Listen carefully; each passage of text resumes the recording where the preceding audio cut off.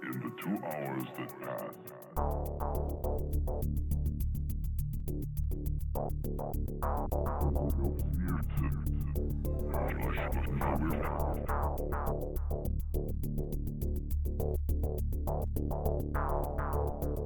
the streets were deserted.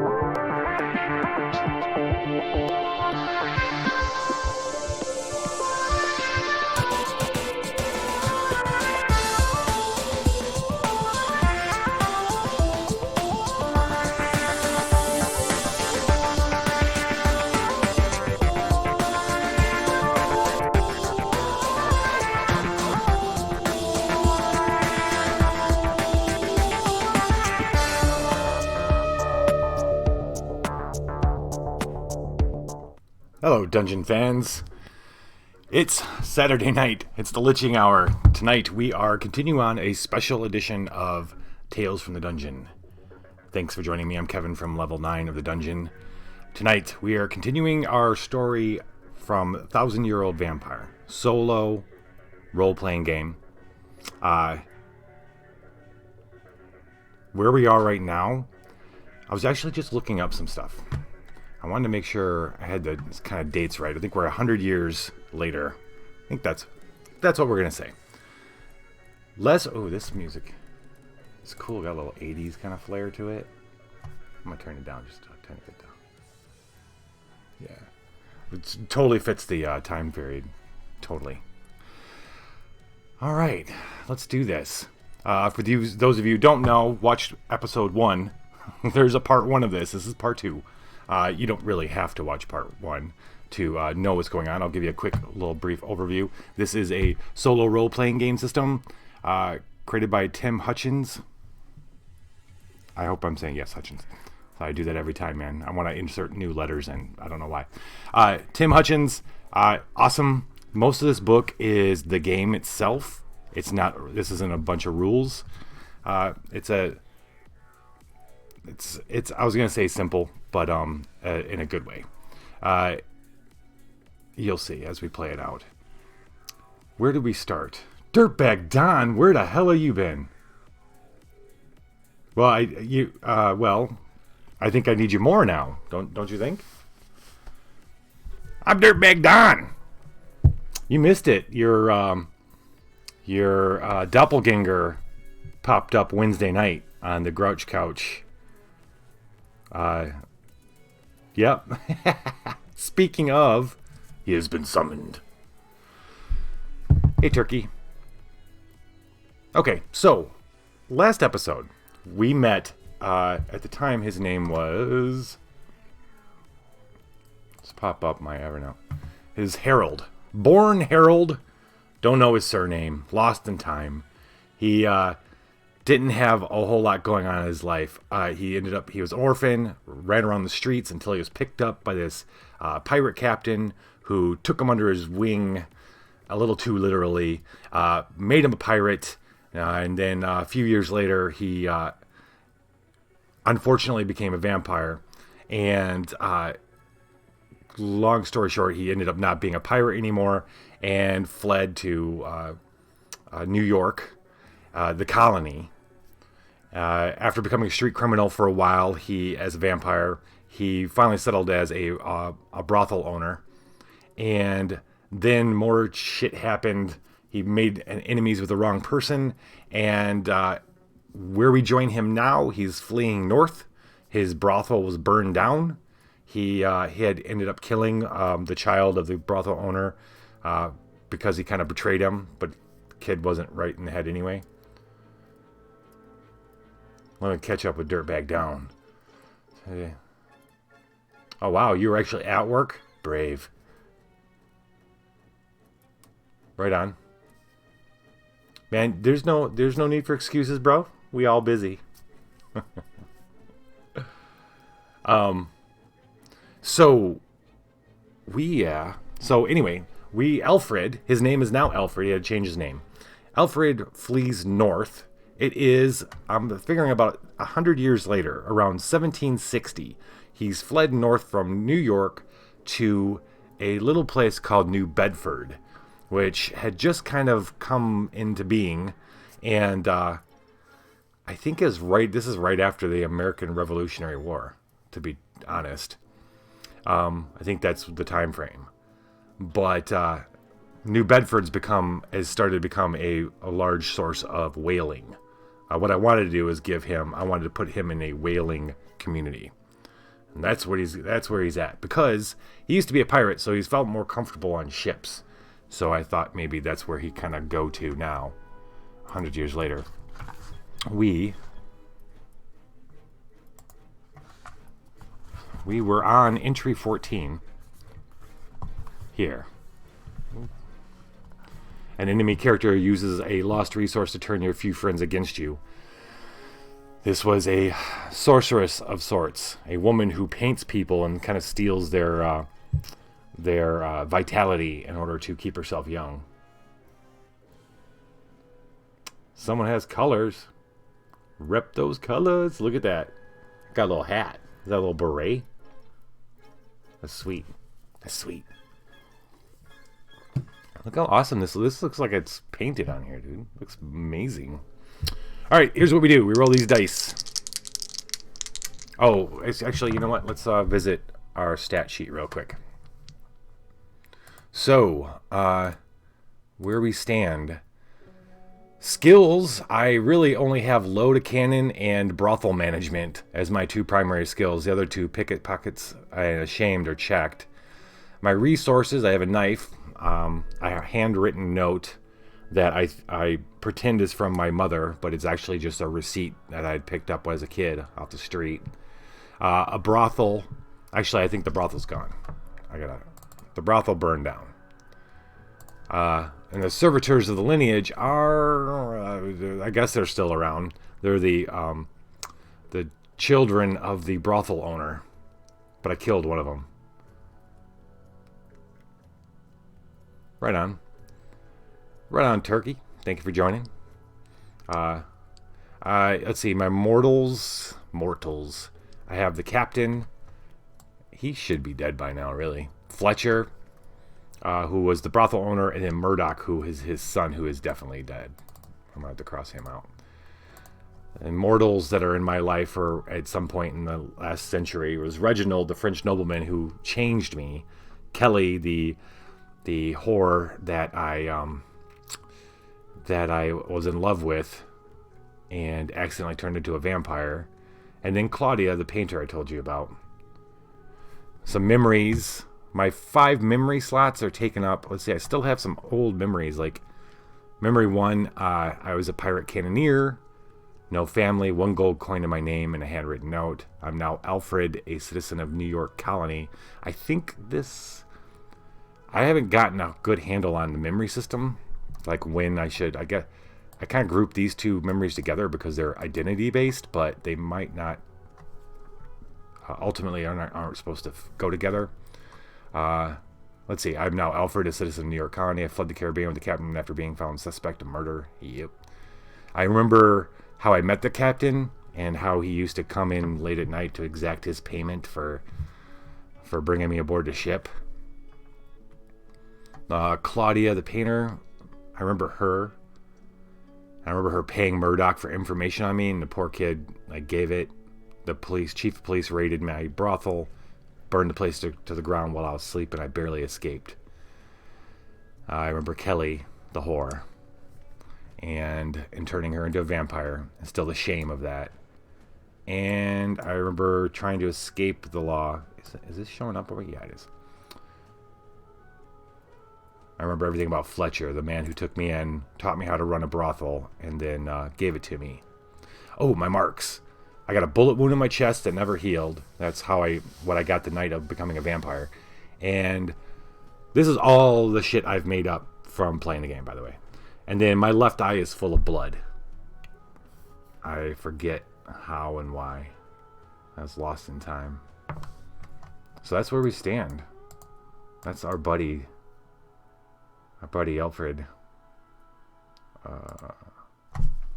So we're gonna roll dice. We start at 14. Roll a d10 and a d6, and a -1 from the other. 7 minus 6 is 1, so we're gonna move ahead 1 to number 15. While traveling, you come into conflict with another immortal. Gain a mark. Who are they? What trick did you play upon them? Create a new immortal character. Actually, I think I did 15. I think I've done 15 already, which means I do the next one down. That's how I met the sorceress. An immortal proves to be much more than they appear. Check a skill or else lose a resource or memory. Gain a resource or skill. Alright, so check a skill, else lose a resource or memory. Gain a resource or skill. An immortal proves to be much more than they appear. Okay, so that would mean I have to... This is one of the immortals that I have right above my head here. Reginald. I don't know, I think he's lost the time. There's Kelly. And then there's... I don't like how many...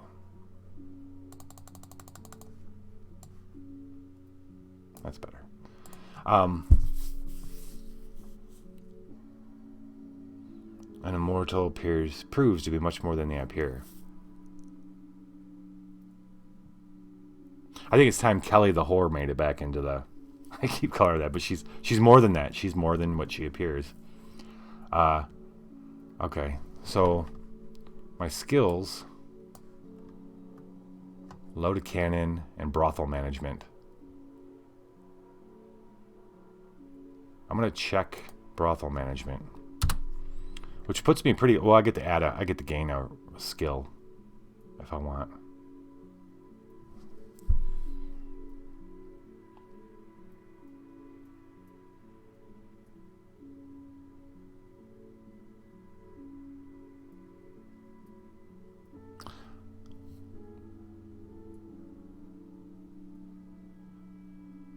I'm wondering if what would be cool is Kelly. I have not seen her since I turned her when I first became a vampire. It's about almost literally 100 years ago. What if Kelly is the captain of a whaling ship? And I can check load a cannon. It's kind of an old... I check load a cannon because that's what convinces her to allow me to come on board. Hey, Slappy Balls! Welcome. Come, slap your balls. There's pirate captain, our whaling captains. Gain a resource or skill. Whaling. Okay, we're gonna go whaling. Okay. Alfred makes his way north.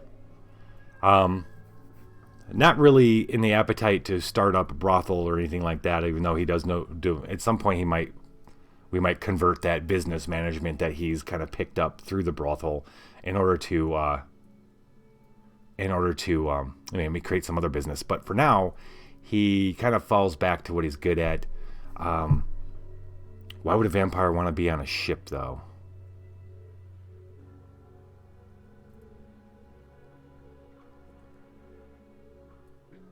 Because you can't do shit during the day.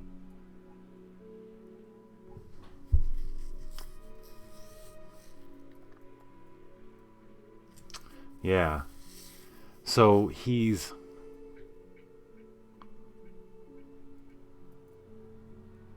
Yeah, maybe to get somewhere.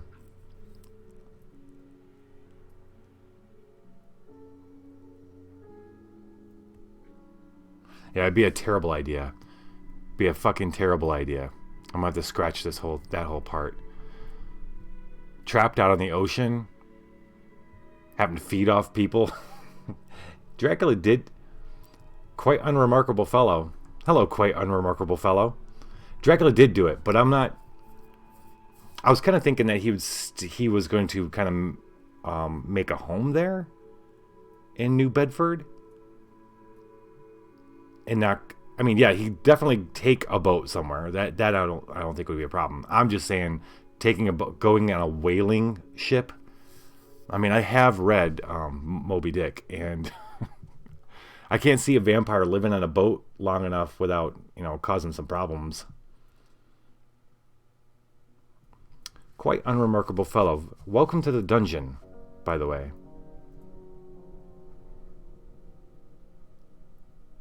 Congrats. Thank you very much. It's quite an accomplishment nowadays. Okay,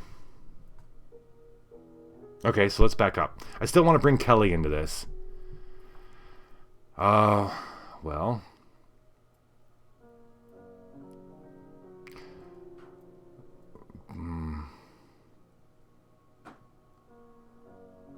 I mean, should Kelly just be running a brothel in New Bedford?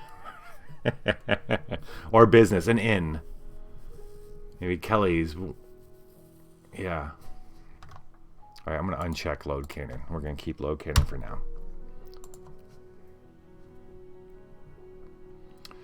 It does, but how would you feed? How would you feed without, you're all living in close quarters? One, how would you do it logistically feed? Two, how would you keep it secret? Three, how would you avoid sunlight?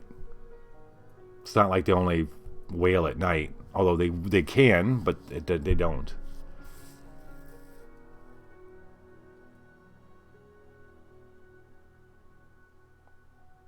Unless he went somewhere where it was like all dark all the time. But all right.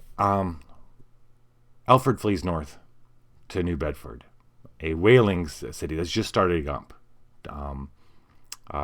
Whalers from Nantucket had moved up there to New Bedford and kind of starting this.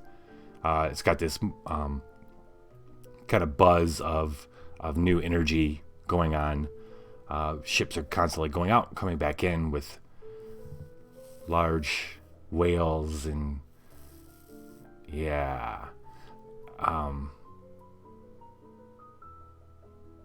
think he's going to be part of, he gets himself a job, he wants to lay low. He gets himself a job, I don't know, how do they butcher whales? I know they do it on the boats, but would they kind of bring them back and do shit to them too? Cut them up? Because I think that would be a great little gig for a vampire. Turns out Kelly runs an inn there, like the only one there in New Bedford at the time. The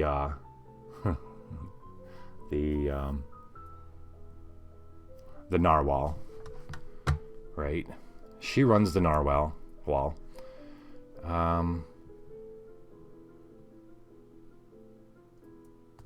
There's a create a skill or a resource or skill. We're gonna check brothel management.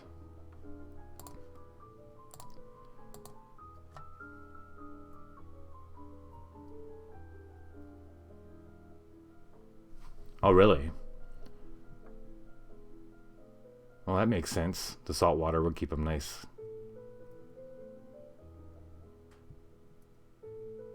Ooh, being a doctor on the boat. That's interesting.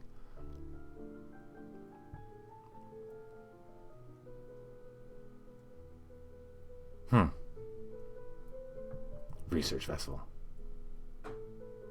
That's what I was thinking. That's in the 1940s. That was, yeah. I'm talking 1760s right now. I was just thinking of the gore. Very attractive. But we can make it easy on myself. Alfred gets, like I said, New Bedford's got a new energy going about it. There's one very, very busy inn in town. And when Alfred goes in, his intent is to maybe find work. Where he finds is a very, very old friend, Kelly, who runs the inn. Of course, it's the inn stays open very, very late at night, and opens very, very early. You know, she's always around very early in the morning. It's kind of accepted that she sequesters herself during the day very often. Anyway, they're very surprised to see each other. She's maybe 100 years has given her time to kind of mellow out. She's not so much the enemy anymore.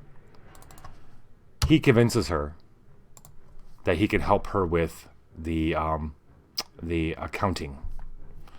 We're going to check off brothel management. We are going to gain a resource. A job. We're gonna say he's got a job.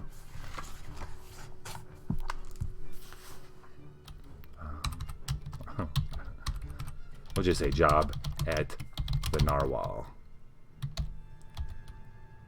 That's how it's spelled. Hello, heroic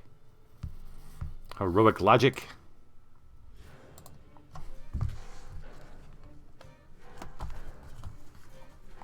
Glad to see you, buddy. Let us roll. Okay, Immortal proves to be much more than they appear. She is no longer Kelly the whore in his mind.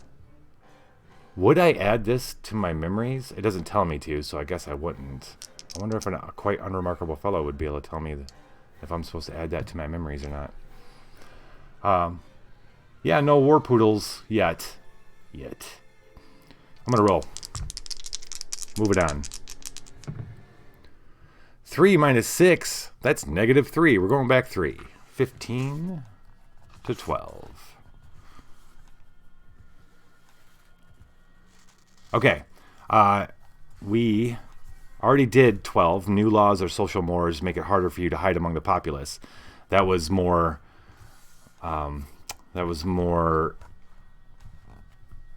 heat of him being a street criminal in New York. There was more police out, and that's how he ended up becoming a brothel owner. Well, in the long run. Okay, working across generations, you change the laws of society to your advantage. How do you? Oh shit, we did that one too. Hey, Hammerman, thanks for the boot, bro. Okay, that's how we got the everybody to be cool with the brothel and become more legal in New York. And I blackmailed the leaders of the town in order to do that. But we are going from here to here. A mortal protege outstrips you. I'm doing good, Hammerman. How are you doing, buddy? A mortal protege outstrips you. They are smarter, crueler, and more capable than you can ever be. They lock you in a dungeon. For what purpose do they use you? Create a wicked mortal character. We just found out how he gets on a whaling ship. Immortal protege. Protege, huh? Huh. So, Kelly's hunting ground is the inn, the Narwhal. Out of respect for that, Alfred just prowls out late at night down by the docks. He takes the whalers, or you know, other very, very poor folk on the outskirts of town and that kind of stuff. He hunts at night. That's his hunting ground. Outside of the inn is his hunting ground. Inside the inn is hers. She tends to not kill. He sometimes can't help it. In the course of his hunting, he finds another person who hunts in the town, a mortal, who just likes to kill. And he finds, maybe this first indication is he finds someone, you know, he finds a dead body. And then maybe there's a pattern to it after a little while, after a few months. And then there's no months where there's nothing, there's no killing. And then after maybe 6 months, suddenly the killing happens again. And the way they're killed is always the same. And here's Pie Gods. Hello, Pie Gods. We have a serial killer in New Bedford. Perhaps he's killing homeless or other sailors. It doesn't really matter. Alfred's onto him. And one night they cross paths.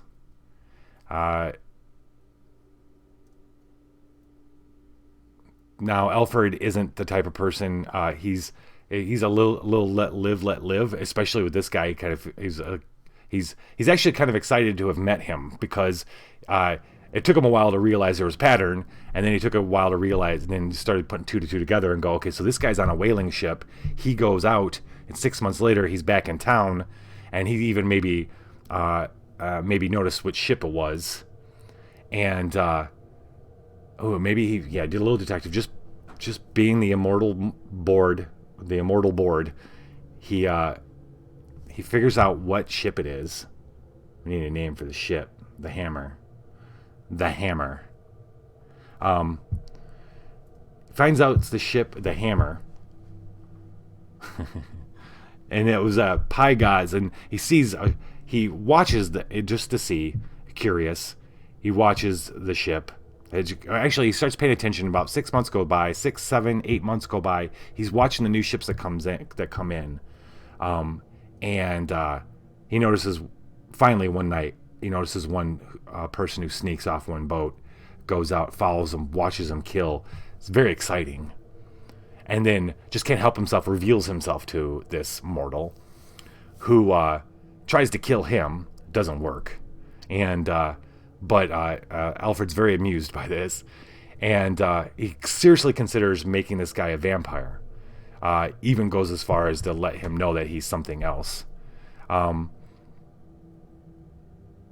Maybe they strike up somewhat of a friendship, like a working kind of friendship. The next night, but Alfred already knows he'll kill for like 3 nights and then he'll be gone. Except for this time, maybe Alfred doesn't realize that he follows him, or he gives him some kind of info about where he lives, or that. And this guy is the captain of the Hammer, and let's see, I'm gonna yeah.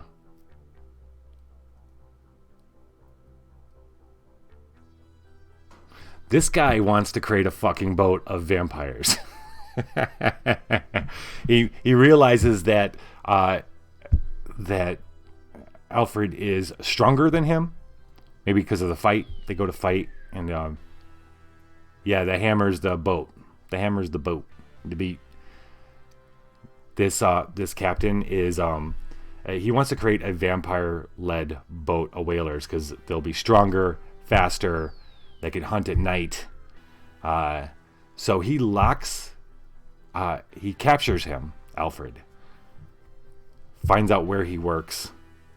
Maybe the others had seen him. He works at the Narwhal. And his crew break in, grab him while he's sleeping during the day, and then take him to the boat, smuggle him to the boat, and lock him in the what do you call it? Not the brig, but down below. Okay, wicked mortal character. This guy needs a fucking name.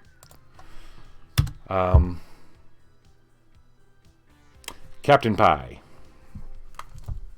Captain Pie. Y-E. Yes, I'm very clever. Look at me, I am clever. Captain Pie. Okay.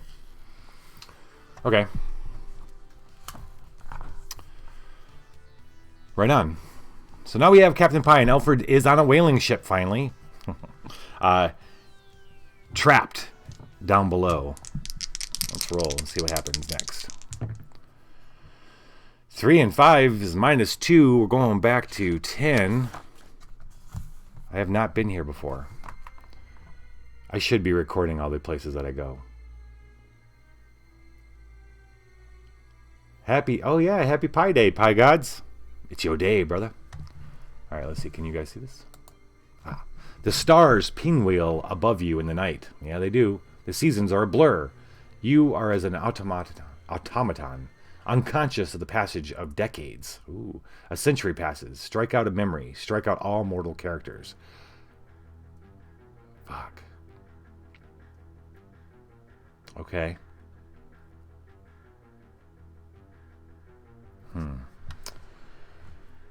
We're going to strike out. I'm going to start with striking out.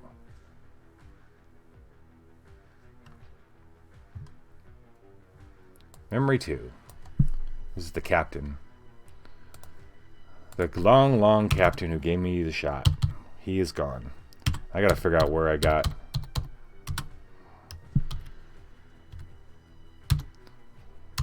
Alright, we are automaton, unconscious of the passage of decades, a century passes, strike out a memory, strike out all mortal characters. Really? That's all these guys.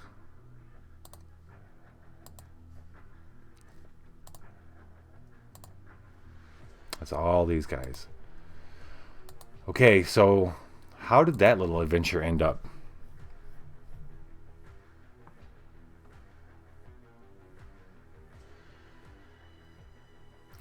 So, and where did he end up?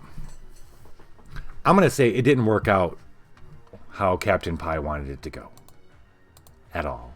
He thought he could contain Alfred down in the gully of his boat, keep him chained, and then somehow figure out a way, or maybe his idea was maybe to starve him so that he would strike a deal in order to make him a vampire.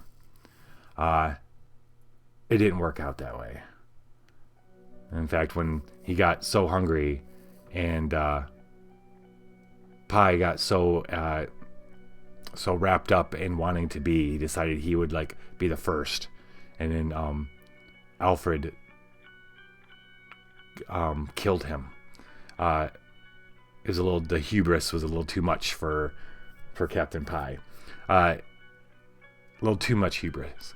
And so Alfred killed him, ripped himself free from the chains. They severely underestimated his strength. And he took command of the boat. He sailed the boat somewhere interesting. We're going to go to Ireland. I don't know Ireland very well. But he takes off for Ireland. They sail a boat to Ireland. After that, you know what, though? Actually, no. No. That's how you become a fucking whaling vampire. He becomes a captain of the whaling boat. Yeah, it is actually Pie Day. Yep. Alfred takes control of the boat as the captain. Everybody in the boat knows he's a fucking vampire because Captain Pie was trying to get him to make them all vampires. They strike up a deal. He won't kill all of them. But they see him as being very strong. He becomes a very strong man captain, and in exchange for giving him blood through goblets, like they'll cut themselves and pour it into a goblet and give it to their captain, he becomes the best whaling captain they've ever had, and he lives like that for a century, 1690 to 1790, and just whaling. And they become the hammer. Maybe he renames it the blood clot. No, they renamed the boat anyway. And if we got a better name, let me know. But then the hammer, and just spend 100 years. Yeah, we could just leave him right there because that's a pretty cool fucking. I think that's a pretty cool place to be. Pirate captain. It doesn't say to write a memory.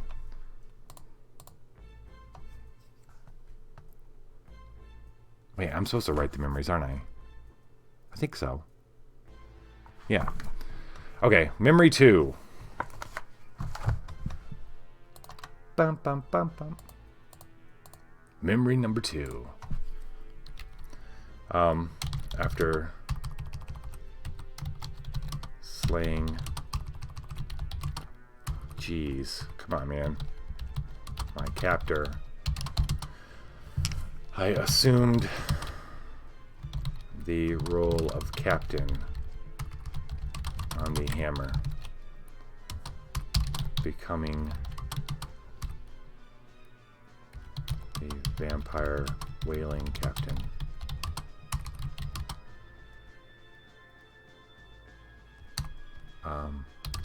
Fed by my crew. Fed by my crew and becoming and making my fit. Yeah. Making the ship. Jeez, the ship. Whatever, dude. The ship infamous for its whaling capabilities. Boom. Okay. But now it is 100 years later.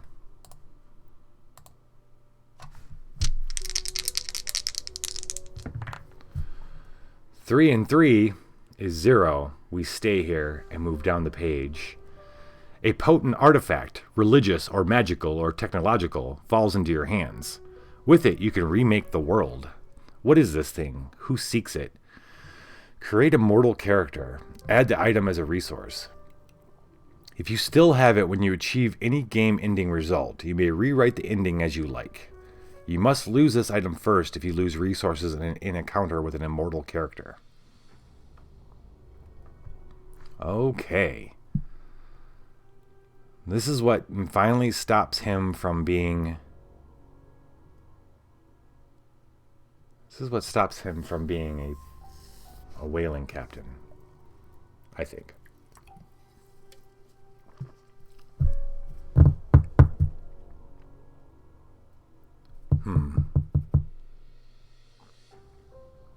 I like magical, but I brought magic into this. Well, we're talking about a fucking vampire, okay?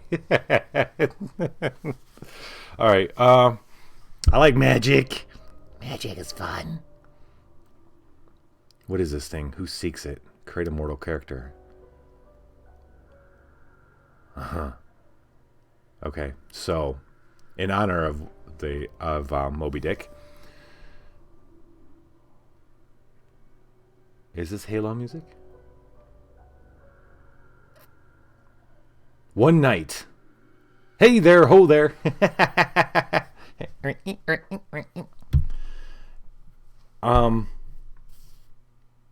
Okay.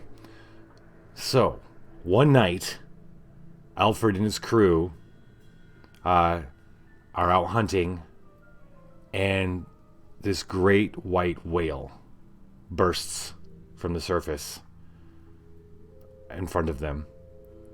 Of course, they go right after it. They've heard tales of this great white whale. The demon, many call it. And they kill it. They actually kill it. In the process of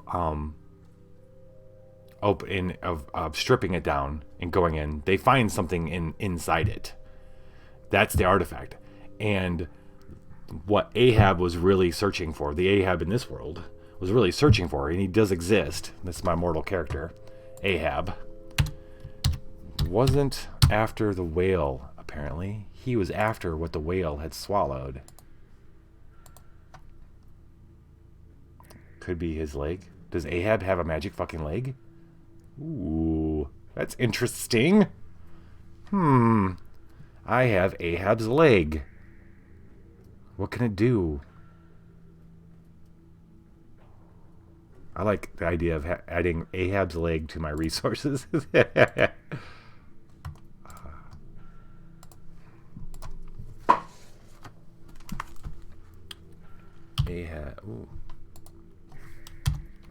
Ahab's leg.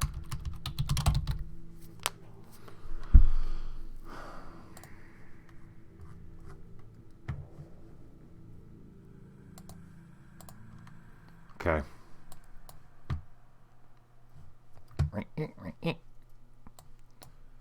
What does Ahab... How can Ahab's leg change the world?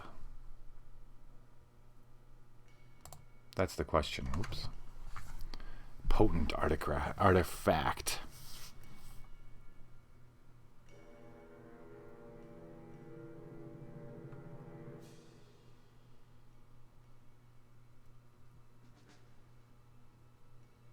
Okay.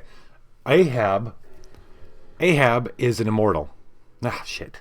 We got him listed as mortals. Damn. Because this is what I was thinking. Ahab is well, let's say that Ahab is a special kind of mortal. Oh, fuck. I want to make him immortal. What I want to be is that Ahab is... Yeah. Okay. Yes. Because this is what I'm thinking. Ahab is kind of like is an immortal but isn't a vampire. He doesn't need to feed. So the artifact is actually the fact that he can... Oh. Okay, so this is a little convoluted, but bear with me. On his leg was tattooed the map to the Fountain of Youth. What do you guys think? Ahab had and on his journey to find that and follow that map, that fucking whale attacked and took his leg. I love it. Is that a new memory? Or do I add this as a new memory? What do we think? This memories are every time I do something, right? Or an experience, I'm sorry.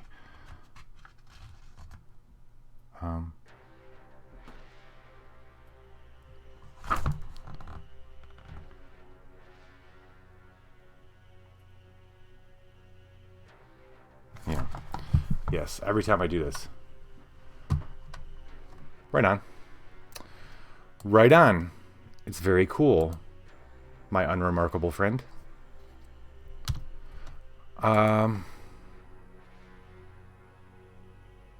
I'm pretty sure. I mean, it's the second time I played it. I think every time I do one of these events, it's an experience. Pretty sure that's what happens. So let's do it. And it's definitely all up within Memory 2. Memory 2 is my years on my boat, on the hammer. We find and slay the great demon whale. The great white demon whale. Finding within the preserved leg of Ahab, containing, on which is tattooed the map to the Fountain of Youth.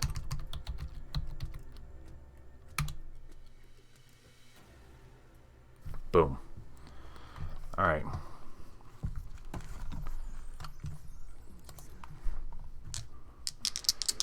I like it. I gotta remember that I can. Okay, I gotta lose it no matter what. All right, let me make a note. Must lose first in regards to immortals, and then at the end of the game, if I still have it at end, can rewrite the end. Cool. All right. It's quite the interesting story here. All right, we're rolling. We rolling. They hating. 5 minus 2 is 3. Straight up, we are moving to number 13. I don't know if I've done 13. Generations of the same family. Yep, I have. We are going to move down the page. Your servants are numerous, enthusiastic, and sometimes useless. Create a skill based on a memory. This is the skill you use to control them.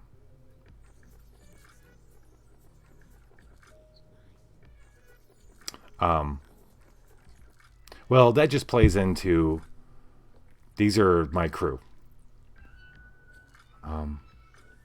Yeah. So my skill...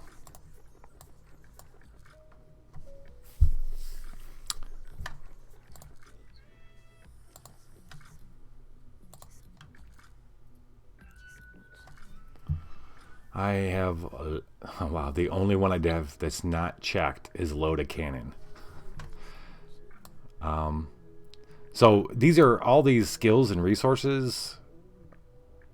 I think it's just skills and resources are actually kind of resources in this game. If I run out of them, I start checking off other things. And I run out of those, we end the game. Create a skill based on a memory. This is the skill you use. Oh, wait, I'm creating a skill. I'm not adding. Okay, I mean, I'm not crossing off. Alrighty. Alrighty then.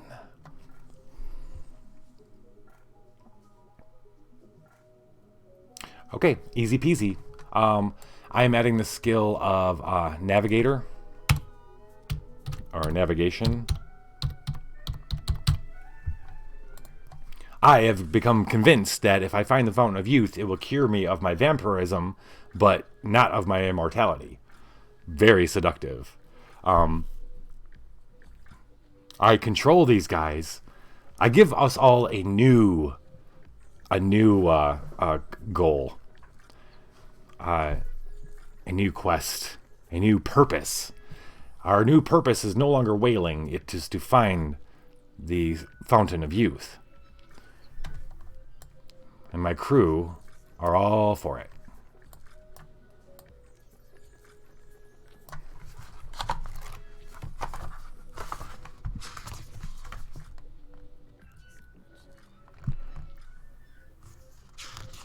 Yeah, okay. We're going to put that in memory number 2. Memory number 2 is...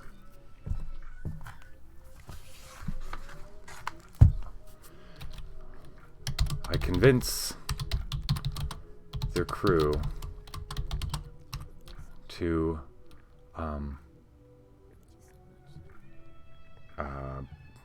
follow this new purpose to find the Fountain of Youth. Ute. The 2 Utes, the Fountain of Utes. Convince the crew to follow this new purpose to find the Fountain of Youth. They are easily swayed. All right. Cool. Cool.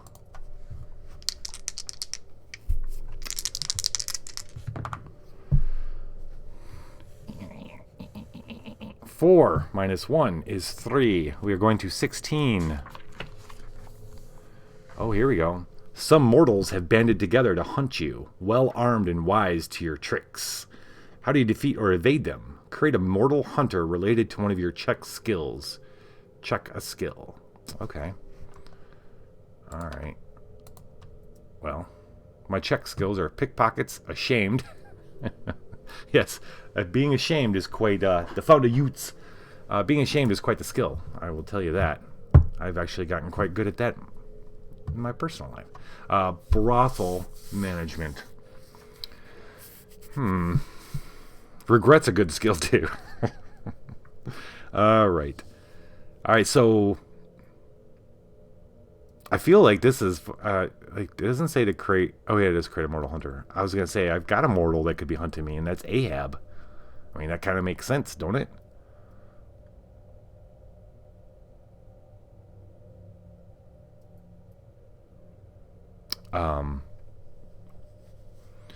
So mortals have banded together to hunt you, well armed and wise to your tricks. How do you defeat or create a mortal hunter related to one of your check skills? I got my check skills are tie knots and bloodthirsty. Well, I think we got a bloodthirsty, ladies and gentlemen. And going with the current theme, Queequeg, right? That's the name of the yeah.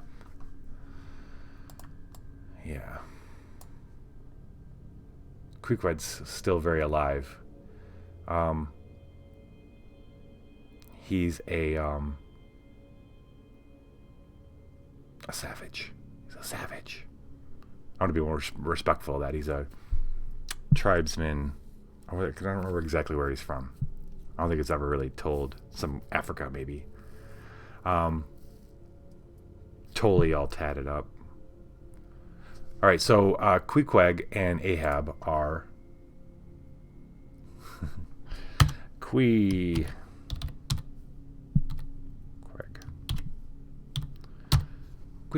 It's something like that.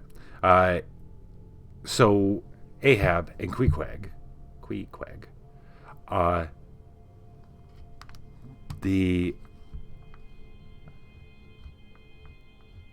it's really hard to keep the tale of that. It's really hard to keep the fact that the white whale has been found and killed from getting out, and it does get to Ahab and his crew, and the bloodthirsty Queequeg. They're all hunting me now. We're checking a skill, which is load a cannon. We're gonna go ahead and get rid of that one, or check it at least, leaving me one skill, which is navigation. And we're gonna write one.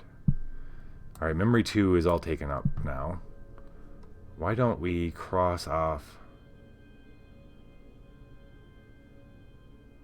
I thought it was Queequeg. Sure. I don't remember correctly. Thanks for joining, quite unremarkable fellow. Thank you for stopping by. Absolutely, and welcome to the dungeon. Have a great night. Okay, Queequeg. Sounds right. So, I'm being hunted. I need to check my skill. I am done. I need to add a memory. I'm going to add... We're going to finally put memory 1 to bed. And start a new memory 1. Memory for 1. Yeah, me too. Me too.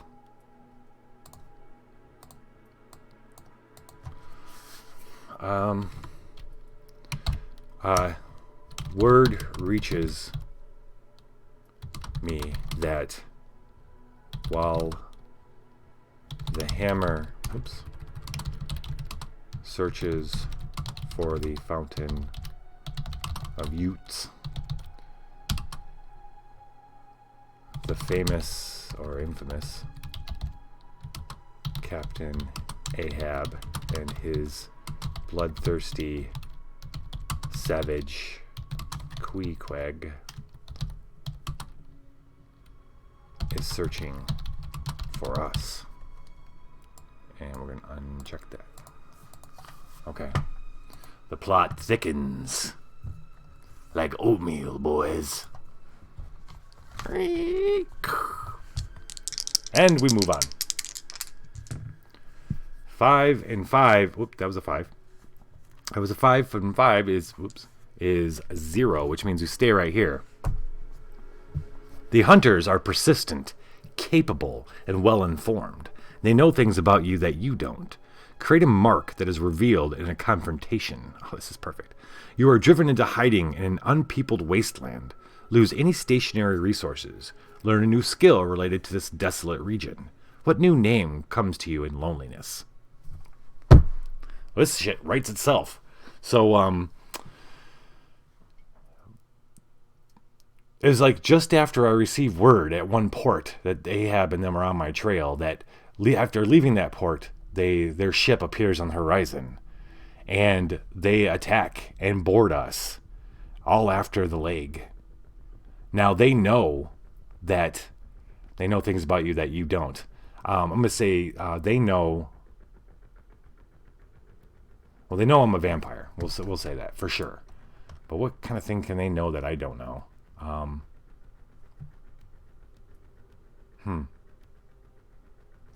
They know things about you that you don't. Create a mark that is revealed in a confrontation. Oh, yeah. Queequeg. Queequeg has dealt with vampires before, and there's weaknesses that I do not know I have. Perfect. Like, I know the fucking sun, right? I know the hunger. Silver. I've been lucky enough up until this point to never have had been come in contact with silver. At least as used as a weapon against me. And Queequeg has a spear made of silver. And the moment they board my ship during the day, taking out my crew, they confront me in my cabin, and yes, he spears me. So the mark,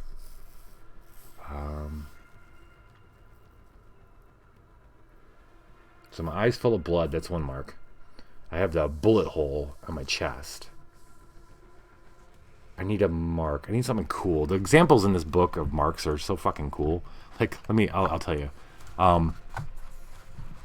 Example marks include a pair of great bat wings. I cut them off with a saw, but the stubs remain. My eyes are hypnotic, so I must wear smoked glasses.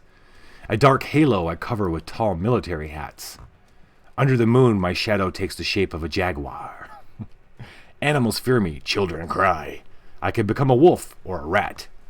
I have hands with the fingers bent into backwards, claws. I wear long sleeves to cover them from view. Shit, those are all very cool. Anybody got a good mark for me? I have to be marked by this encounter. I need something. I like this. So they know stuff about me that I don't. They know they can get me with silver. Okay, it's not a silver harpoon. Although that's so beautiful. Or maybe it is. It's just so right.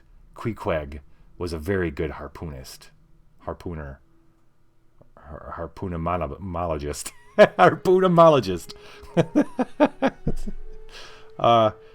No, he was really good at... No, so he was a harpoonist, so it all fucking flows into him. Shunk, shunk, and I'm stuck to the wall. Or... that doesn't have to be the silver one. It doesn't have to have... Because here's what I'm getting at. One mark could be they blow silver powder on me, and it, like, burns into my skin. And my skin, my face is always weeping blood a little bit. I mean, that's a fucking mark, right? Right, Mock? Hey, Mock. I kind of like it, man. I got a bloody fucking eye. My face is continuously weeping. I mean, I'd have to wear a hood from here on out. And maybe it's always weeping, but the silver is like burned in, so it's a little burned too. Or just maybe half my face.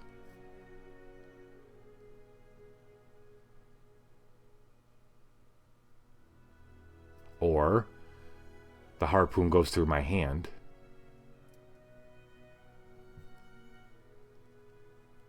It's gotta be perfect. Alright, you guys are no help. I love you.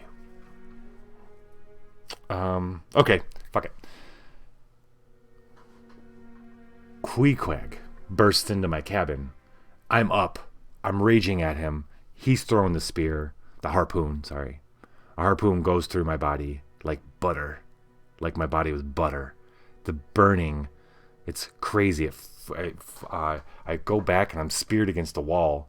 My body erupts in fire. It feels like it's on fire. And Ahab comes up and stumps in. Where's my leg? And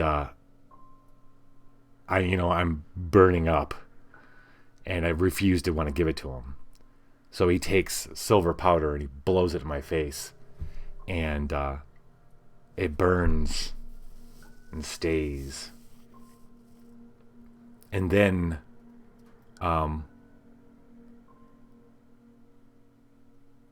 he finds the leg in my room, and he leaves and he tells Queequeg to finish me off. But I have one last little trick. I have a pistol nearby. I shoot Queequeg. Doesn't kill him, but I jump out the large window I have that's facing outside the back of the boat and fall into the icy cold ocean. Later to wake up on an island. An unpeopled wasteland of an island. Lose any stationary resources. I don't think I have any stationary resources.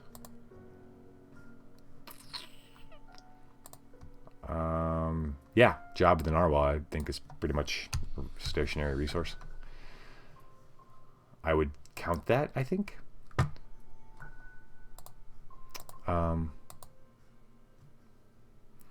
Then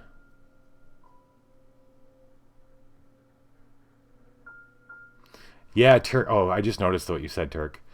Yeah, well, the ring light's actually new-ish. I've only had it for like a month. And I usually avoid wearing my glasses because of that. But, I don't know. My eyes start hurting when I don't have my glasses on.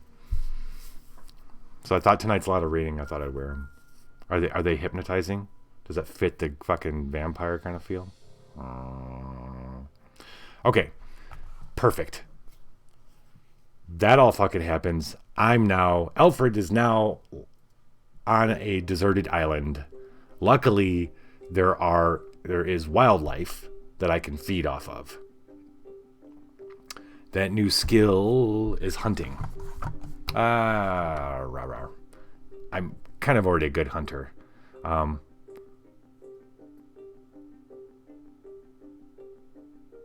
I need a new name. Call me Ishmael. Ishmael. Closing.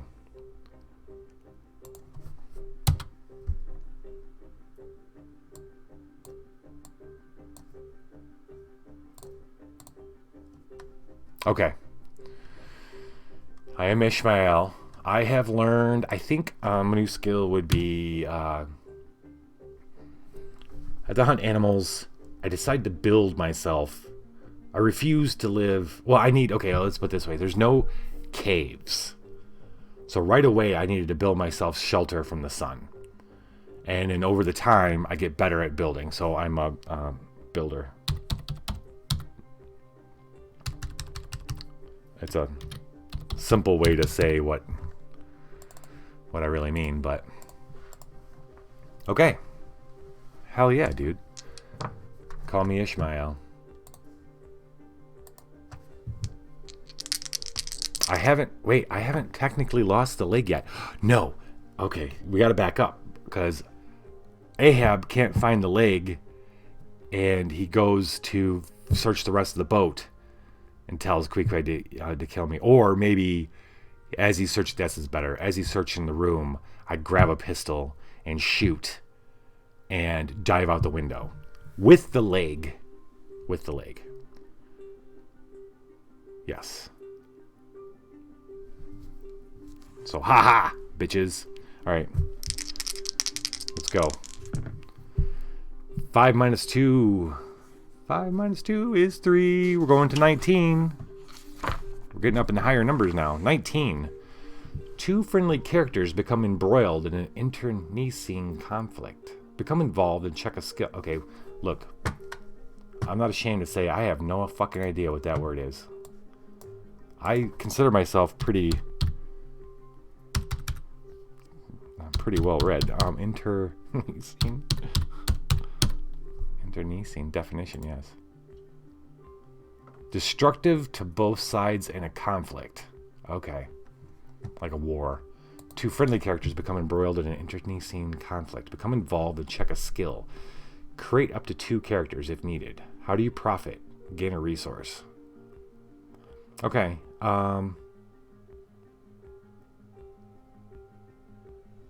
So these are obviously people who have come to the island. We might get them off. We don't have to stay. It's not like it has to be like right now. I could skip ahead 100 years if I wanted to. Oh wait, did I write that other thing into the... Hold on, I gotta get a memory. I gotta write the memory. It's a pretty big fucking deal though what just happened. You should probably record it. After slaying my captor, I assume the role. Now memory 2 is I'm found by Ahab and Queequeg, who knows how to hunt a vampire. I'm not trying to be the bad. Who knows how to hunt a vampire? I'm trapped and hurt desperately. I jump from the boat and wash up on a deserted island. My mark. Hi, Mark. Marks are down here. My face, or half my face. My left eye is full of blood. My right face, right half of my face. Right half of my face is burned by silver dust and weeps blood. Okay.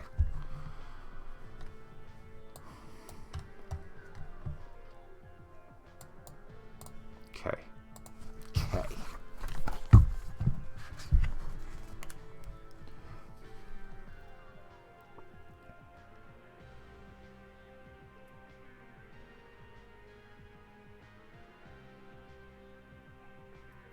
Okay.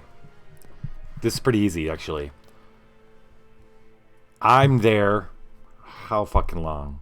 Let's fast forward. This was like the 1790s. Let's fast forward to, let's say I'm on this fucking island for like 50 years. Learned how to build myself. I got a nice little house out of trees and wood and shit. Life hasn't been all that bad. I am now Ishmael. I'm a different kind of. I'm a little more calmed. I do still have Ahab's leg, however. A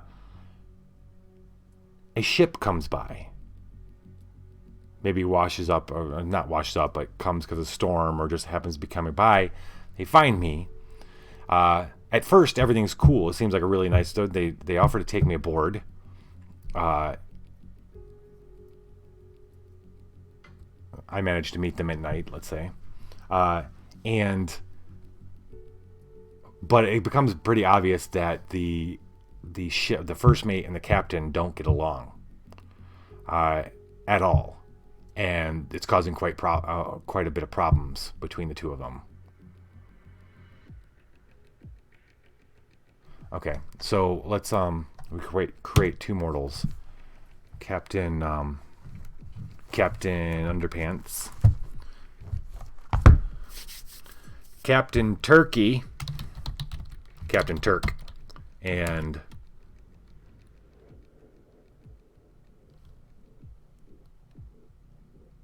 who we got? Captain Turk. Yeah, I wasn't summoning you, but I did. You're the captain of this boat. And Slappy Ball. SB is his first mate. Now SB, Captain Turk and SB are at each other's throats. It's about to go down. The crew is actually kind of split down the middle, so there isn't a full-on mutiny. Now I've been 200 years of being around, being on many different boats, or at least two, I step in the middle and show them that the legendary Ahab's leg is real, and that I can help them to go and find the Fountain of Youth. And so we're going to check off navigation, and it actually kind of plays in really nice with all this. So I'm going to do this, boom, boom, navigation is checked. How does this work out for me? How do I profit? Is they're now cool, and we are heading on towards trying to find the Fountain of Youth. Right on.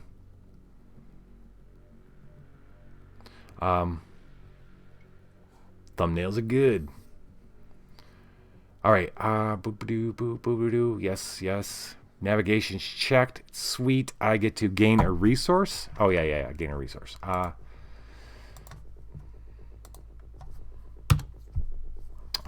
a ship's navigator.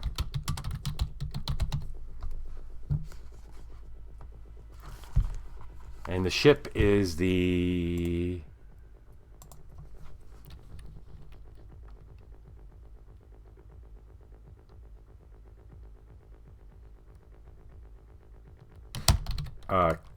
Kingfish. The Kingfish. I'm the ship's navigator of the Kingfish. Captain Turk and SB are the captain and first mate. Those are my two characters. How did I profit? I got a job. Now, we are back to finding... Okay, now I gotta write this memory. Memory 2 is we're staying. Word reached me that while Hammer searched for the inference... Oh, wait, that... Ooh, hold on. That should have been... We should have put that one here. And you know what? This kind of falls within this memory too of the... I think I'm playing real loose with this, but I think it makes sense. This memory set is about navigating and boating. A new ship.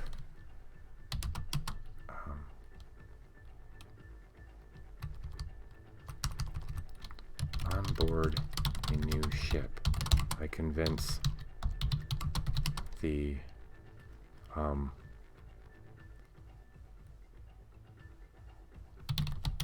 and crew.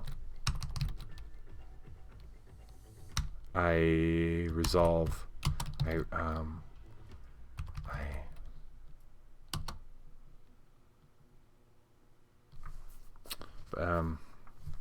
Board a new ship. I want to say I'd be diplomatic.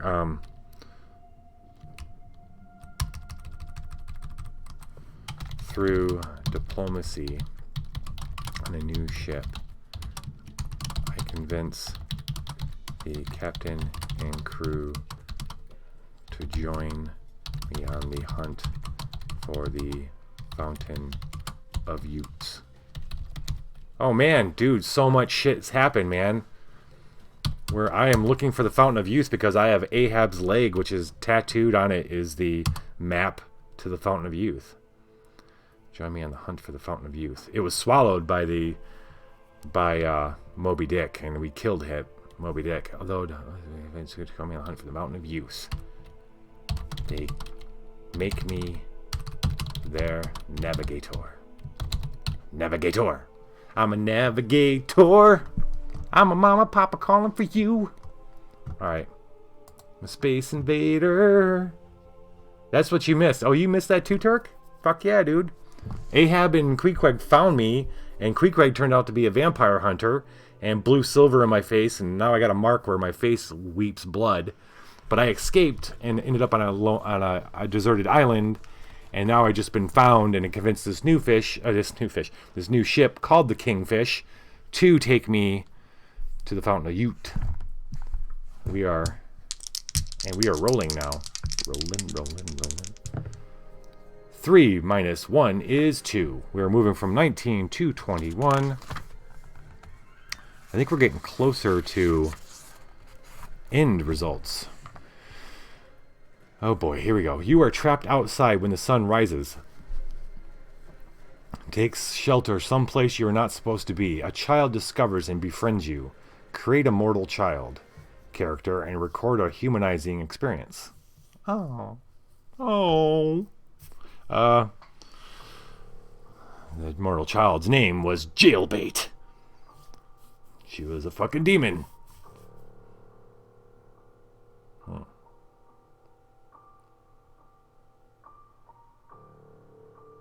I convinced Captain Turk, that I had a condition that I could not be outside during the day. Because I had showed them the leg and the Fountain of Youth and all that, I could navigate. That didn't seem to be a problem because I wasn't expected to do any kind of deck shit. So things went on pretty good. We traveled at one port, first port. I was very hungry. I'd brought some animals with me, which everybody thought was weird that I would give them to the captain, the ship's cook, dead already, drained of blood. But I was running low on resources when it comes to blood. So the first port, I went out looking for and hunting. I don't make it back in time. I found a particularly interesting. Let's put it this way. I hadn't had a person in 50 years. In fact, it was actually, I'd had my crew on the Hammer would just feed me by letting blood into cups and giving them to me. And that was fine. But I hadn't actually, it had been like almost 150 years since I had put my mouth to another person and hunted them and put my mouth to them and drained their blood.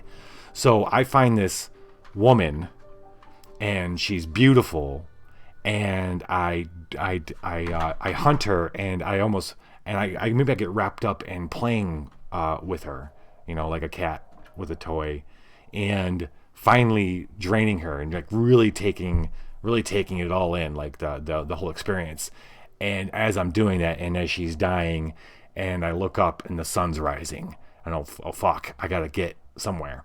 So I hide in a in a well. I hide in a well, maybe. I gotta record a humanizing experience. Okay. Shit. Where would a kid be playing that could find me?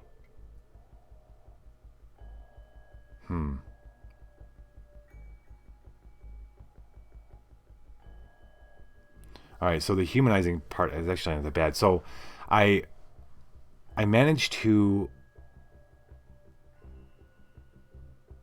hide her body or get rid of her body, and before the sun fully comes up, but that takes even more time, and so I have just barely enough time to crawl over and underneath something in a park.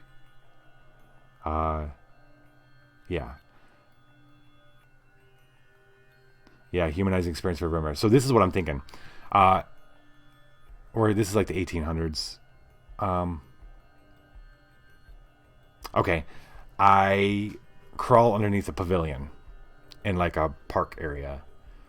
I am covered in her blood. A young boy finds me during the day, or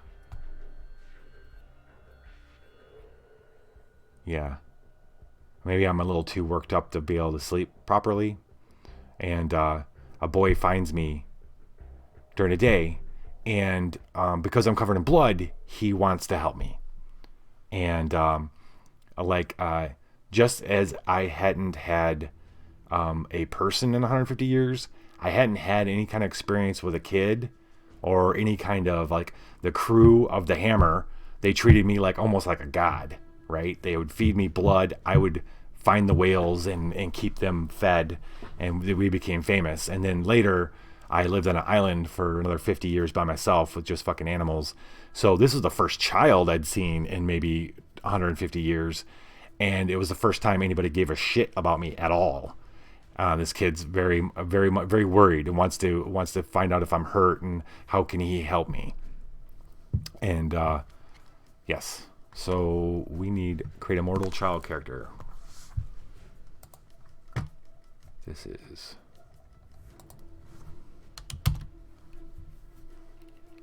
his name is Link.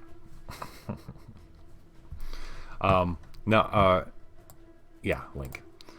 I don't kill him. Memory. All right, I'm losing. I gotta lose a memory.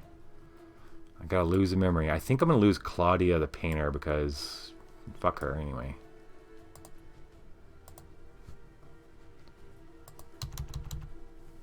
Let's get these back up.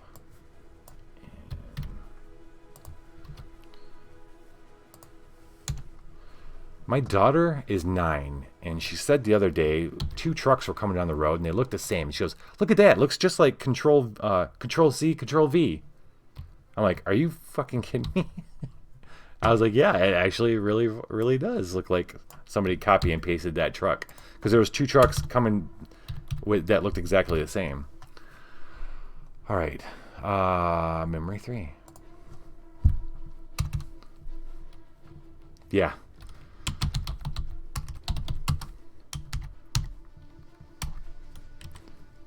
She totally is.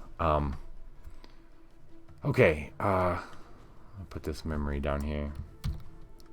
Clean up my memories. Alright, memory 2. I am befriended by a small boy.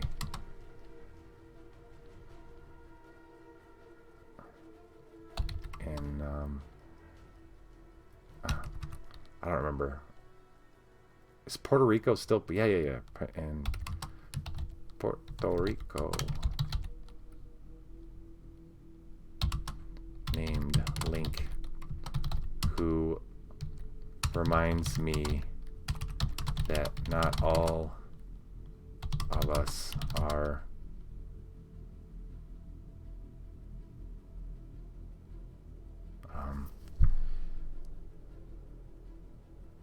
I want to say as the humanizing. Wait, we are talking about it's a humanizing moment, not a dehumanizing moment, right? Yeah, humanizing. That all of us aren't. Not all of us are.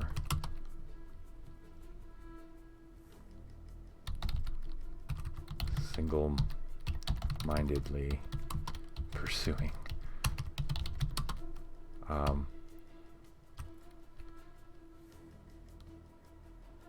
The point I want to be is not all of us are out there for just what we want.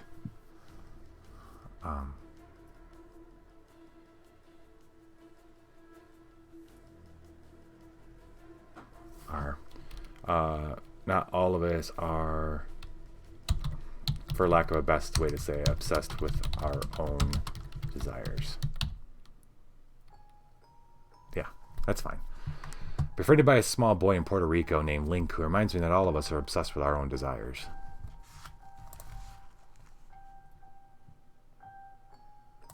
Okay, that was 21. 21. 3 and 5. It's -2. We're going back to 19. 19. We're back to 19. We already did that one, so we're moving down. You scheme while your friends make war on one another. Manipulate the conflict to destroy any character. Interesting. Any character.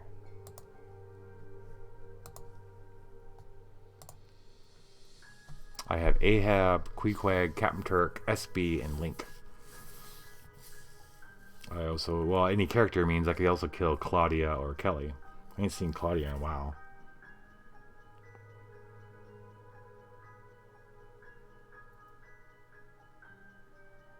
Okay. We're gonna say this. All right, let's go back. You scheme while your friends make war on one another. Manipulate the conflict, destroy any character. Okay. Everything's great for a few weeks. We're all banded together on our own purpose of finding Ahab, or the Fountain of Youth, And so things are kind of good between Captain Turk and SB. SB, right? Yeah, Slappy Balls. So, but it doesn't take long before it becomes apparent that SB's just got a fucking problem with people, with Turk. He doesn't trust me.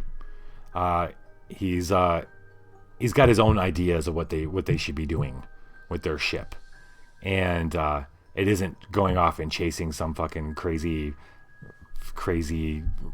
story of the Fountain of Youth. So now, instead of being the diplomat, I let it boil up to a certain thing, and in order to get SB killed, executed for mutiny. And so he is gone. SB dies. After slaying McCown through into some new ship. Oh, all those are. No, these are all. Alright, we're getting rid of memory 4. I'm forgetting about Kelly. No, we're gonna forget about Fletcher and the brothel and all that time I spent in New York. I'm gonna forget all about that. And a new memory, which is 1, 2, 3. I can't put it in memory 2 anymore.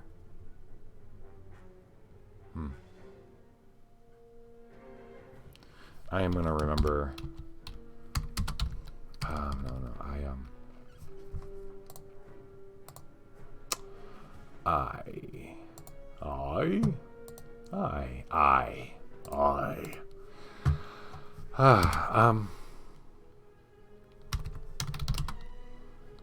The tensions on the great fish get in the way of our quest for the Fountain of Youth. Whoops. Thanks in part to SB, the first mate, I manipulate the crew and captain to make SB's actions feel more criminal than they may have been. He's executed for mutiny. There, he's gone. Peace out. Get in the way of me and my shit. Get in the way of me and my shit. You're gonna get fucked up. That's the way it is. Okay. I'm a vampire, motherfucker. All right. Wait. No. Wait. 19. Maybe. Yep. Okay. Time to go. Oh shit. Wow. This is 9 minus 1. I think we're going to be heading into end of story shit. 9 minus 1 is 8. We're at 27. Oh no, it goes to 50. Okay. 27. That's a big jump. Wars rage throughout the region in which you reside. You withdraw into a hidden retreat, waiting for them to pass. Lose a resource.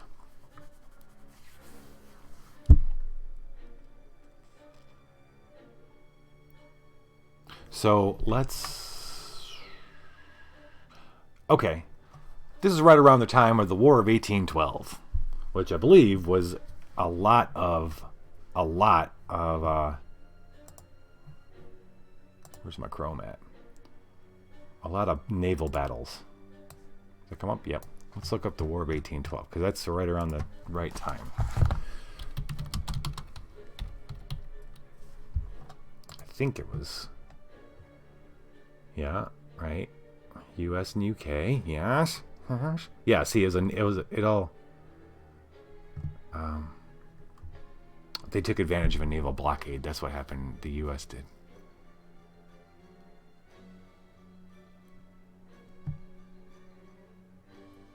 Yep. Yeah, it was a lot of lot of water shit. Okay. So it doesn't have, we get so close to deciphering the map, which wasn't, it's a map, but it wasn't like X marks the spot, go here, and boom, you got the Fountain of Youth. It took a little while. Maybe I spent a year with these guys going up and down the coast, but before we get to finding the Fountain of Youth, the War of 1812 breaks out, and I become separated from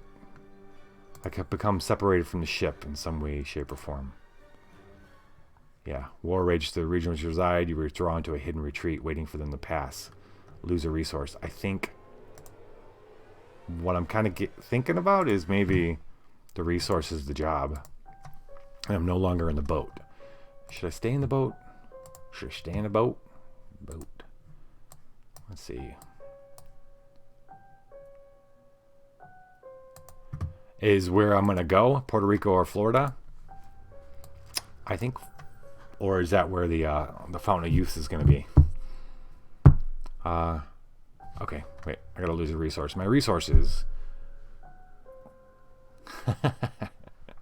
Hello, proud Canadian. Hi, Awesome Age. How you doing? All right, so I gotta lose a resource. Servitors lineage, Ahab's leg. We're not losing Ahab's leg. Kingfish, the ship's navigator of Kingfish. I think that's the one that makes the most sense. I think the other ones don't really tie into the story. I want to tie into the story a little bit.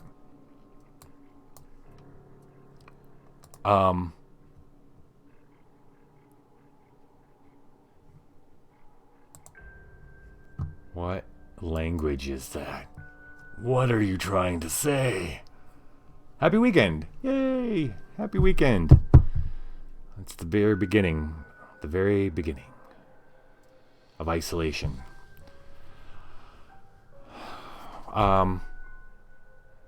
Okay. This is what's happening. I lose my ship's navigator. Our ship is attacked by British ships. I managed to jump off and swim shore. Hey, Dustin, how's it going, buddy? I swim ashore and withdraw into a hidden retreat somewhere in the shores of Florida. Let's say that. I make myself now, because I'd lived 50 years on an island all by myself, building up, and I got the skills of builder. I can build. We're gonna say I'm in the marshes of some marshes of Florida. I build myself a little thing to wait out the war. I lose my job on the Kingfish. Yeah. Sorry, man. Oh, hey, are you dealing with a lot of shit? Like virus shit? Yet? Aren't you? Yeah.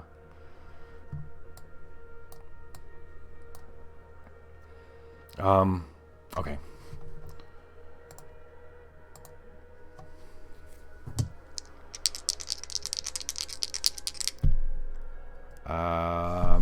Lose a resource. Oh, I gotta write it out. And that's gonna go right here.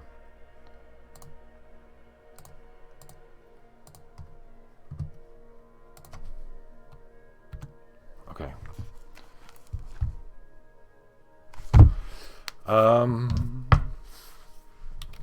I've had the time of my life. All right.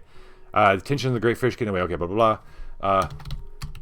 Before we can find the Fountain of Youths, the War of 1812 breaks out, and the great fish is attacked by British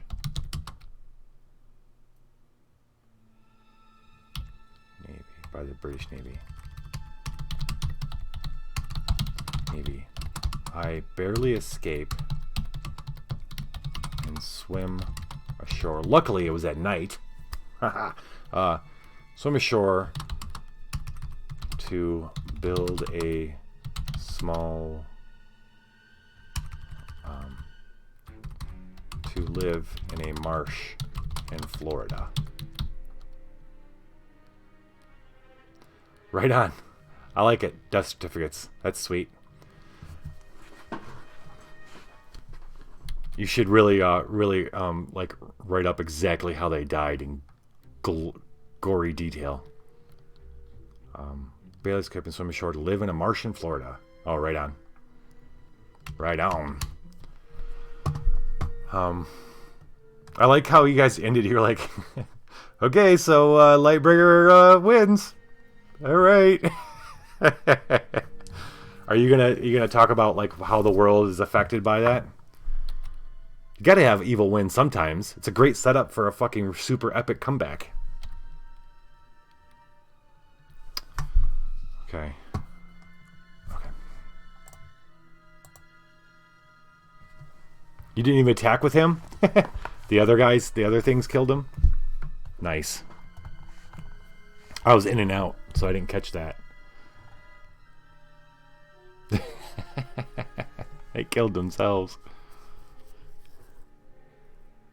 Oh yeah, because I was having a hard time following, but one of the guys was evil. And I remember him doing some shit. That's good drama. I'm rolling. We're rolling. They hating. We rolling. Ooh, 2. 2 minus 6 is 4. We're going to go back to 23. You master a strange new science or field of knowledge. How does your vampire nature give you special insight into these studies? Create an appropriate skill based on a memory. Oh boy, we're going to way different places. Oh, I got you. What was the spell? What was he needing to cast that bad? He's willing to sacrifice a party member. You master a strange new science or field of knowledge. Now, I'm in a marsh in Florida.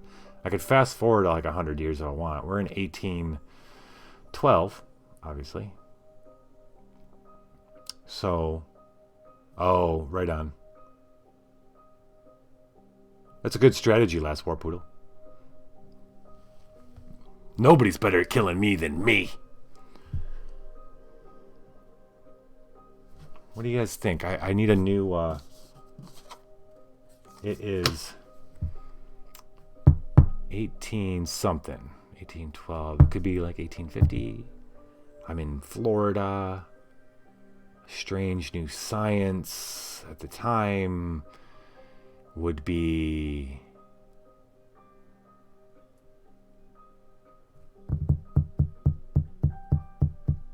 Right on. Yeah, I'm with you on that, Dustin.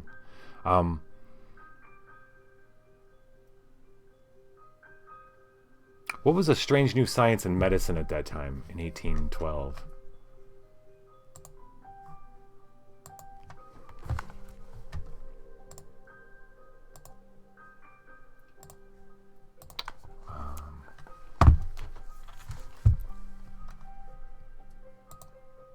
(1812) leeches probably. What would be a strange new? When did they start doing autopsies? Like as a pineapple on pizza. Oh, I need a Wikipedia, not fucking.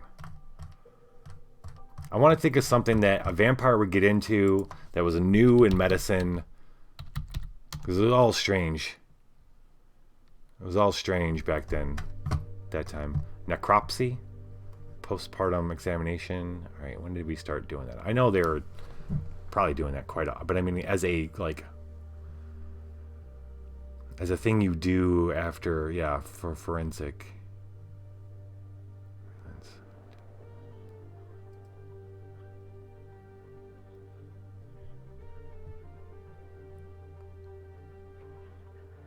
I don't see any dates here. History. Oh, here we go. Yeah. 3000 BCE. Yeah. They've been doing it for a long fucking time. All right.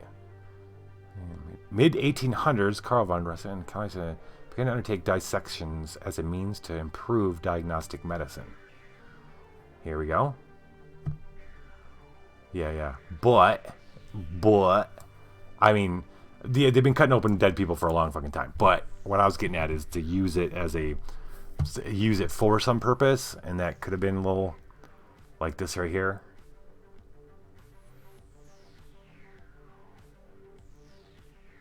Undertake dissections as a means to improve diagnostic medicine.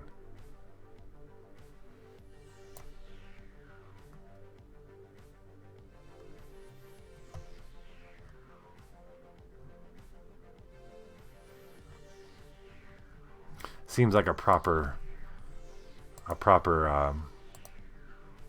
job for a vampire.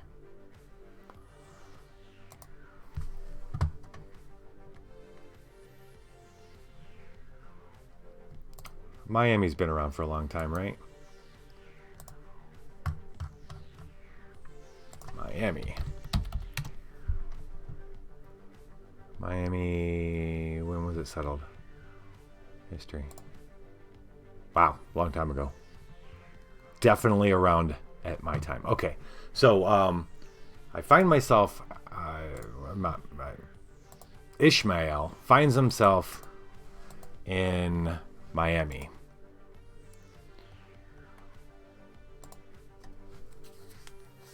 Electroshock therapy? Ooh, you know what? In the 1800s, wasn't they really starting to get in the groove of insane asylums at that time? Wasn't that like starting to be like a hot and heavy thing? Let me see.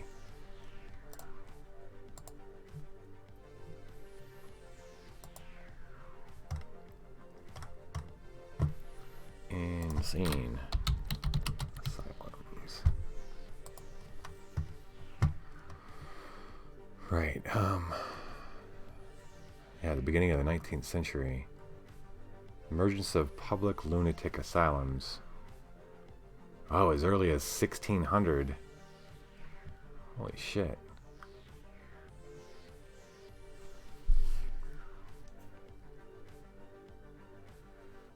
In 1807, the number increased to 17.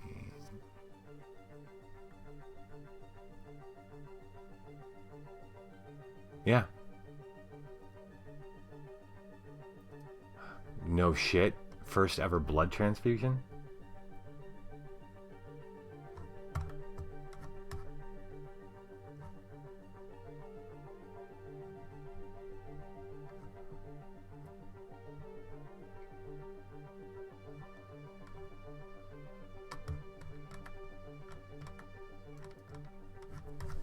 The 20th century. I don't want 20th century. I want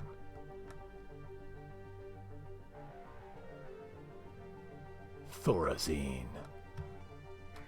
Look at this guy. Ugh. Ugh.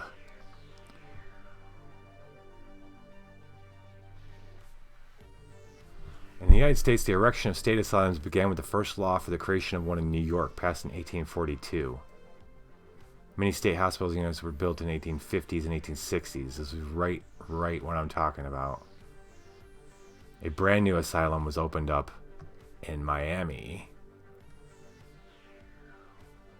And okay.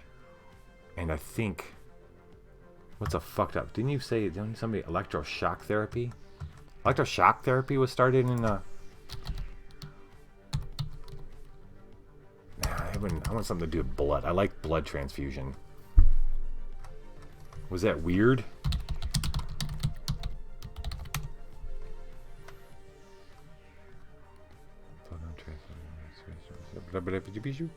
History.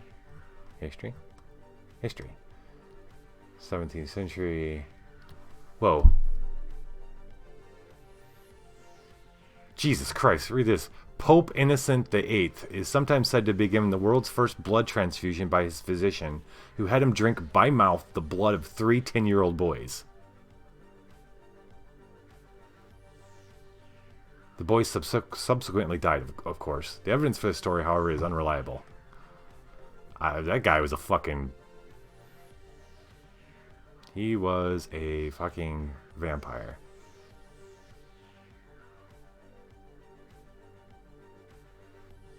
Oh, I think blood transfusion is the thing.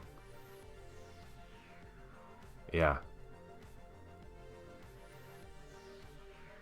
Yeah, so early transfusion is risky and results in the death of patients.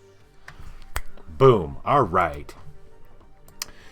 Being the up-and-coming vampire and experiencing the growth of society and things, civilization has finally started to fucking grow up around me. I start finding out ways to approach this new world, and I find myself gravitating towards the medical field, transitions, and especially towards blood and trying to find out new ways to get blood without having to hunt and kill people.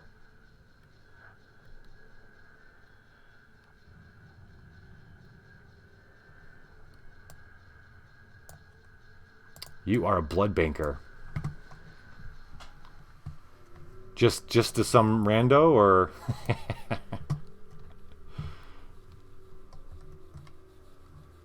do they come check it out? Like, I want to take a withdrawal. Can I withdraw from the blood bank, please? Blood banker. That'd be a cool class for something. Blood blanker. Blood banker. Right on. Okay. That took a while, but we found it. Memory 5. Tensions. That's a great fish. All right, we are going to finally forget Kelly the whore. Well, I'm sorry. Kelly the inn owner. I don't know what happened with her, but we're forgetting this part of our memory of our lives, and we're going to say emerging from the swamps of Florida in the mid 1800s, I worked hard to acclimate myself to the new burgeoning civilization of America. Fucking whatever. Of America. Okay. Do it. Oh. Oh. Gravitating towards new advances in the medical field. My typing has gone downhill over the years. Bad. New advances in the medical field. Most specifically, blood transfusions. I now have a skill in blood transfusions. I've become quite the little expert at it. People call me, Ishmael, come, transfuse my blood. Okay. Boom. Some entries take longer than others. We're rolling. 4 minus 5 is -1. Florida's the birth of cowboys? Oh yeah, he skims off the top for sure. I went back 1, right? Yeah, 22.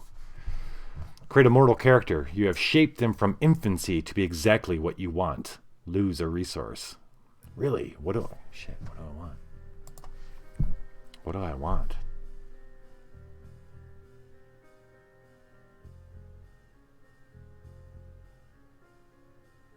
Kelly the whore reborn! I want Kelly. Maybe I do. Thank you, Awesome Age. That's a fucking great idea. So, Kelly, you were here last week, Age, so you know who Kelly is, I think. I have never, since Kelly and becoming a vampire, I have never really loved a woman. The closest I got, it reawoken me, was the woman that I took down in Puerto Rico and then met the small boy. That was my first time. I'd been on boats for hundreds of years and was surrounded by men and very asexual and not even giving a shit, just concentrating on what needed to happen, staying alive and finding the fountain of youth. And finally, this is 200 years later after being created, I'm starting to get fucking lonely. I'm in civilization. I'm got a little career going. I want to not settle down, but I want someone. A girl child who is orphaned in the hospital I'm at. Maybe her parents was an unlucky transfusion. Ends up, she's going to be an orphan. She's going to go, and at that time, she's just going to orphanage, and that's it. So I adopt her. And I, without really thinking in the beginning, but after a while, I kind of molding her to be Kelly.2. I want her to get to a certain age, and then I'm going to make her a vampire. And she's going to be my bride. She's going to be my bride. Let's get rid of a resource. I'm going to lose servitors because it's not really applicable anymore. Oh, wait, you know what? No.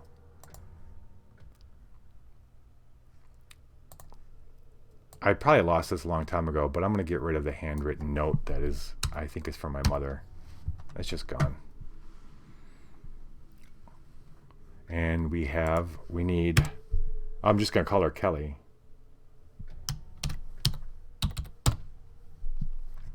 Maybe I'm not raising her to be exactly Kelly, but I call her Kelly. I named her. So now I have a daughter, an orphan daughter. Oh, well, I'm sorry. Hey, she's not an orphan anymore. I have a daughter. I may have lost a resource, but I gained a daughter. 1 minus 5. Boy, we are going backwards. 4. Boom. Boom. 18.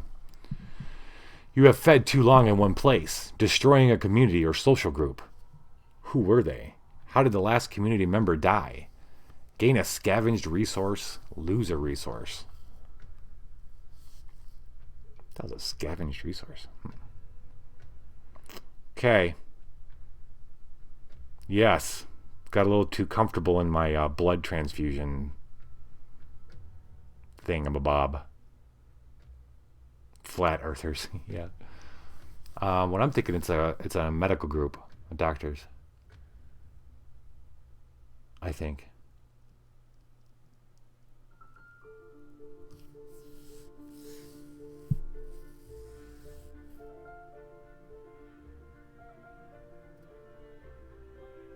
All right, I like this. So, being very good at my job, having a success rate of like 30%, which is superbly high at the time.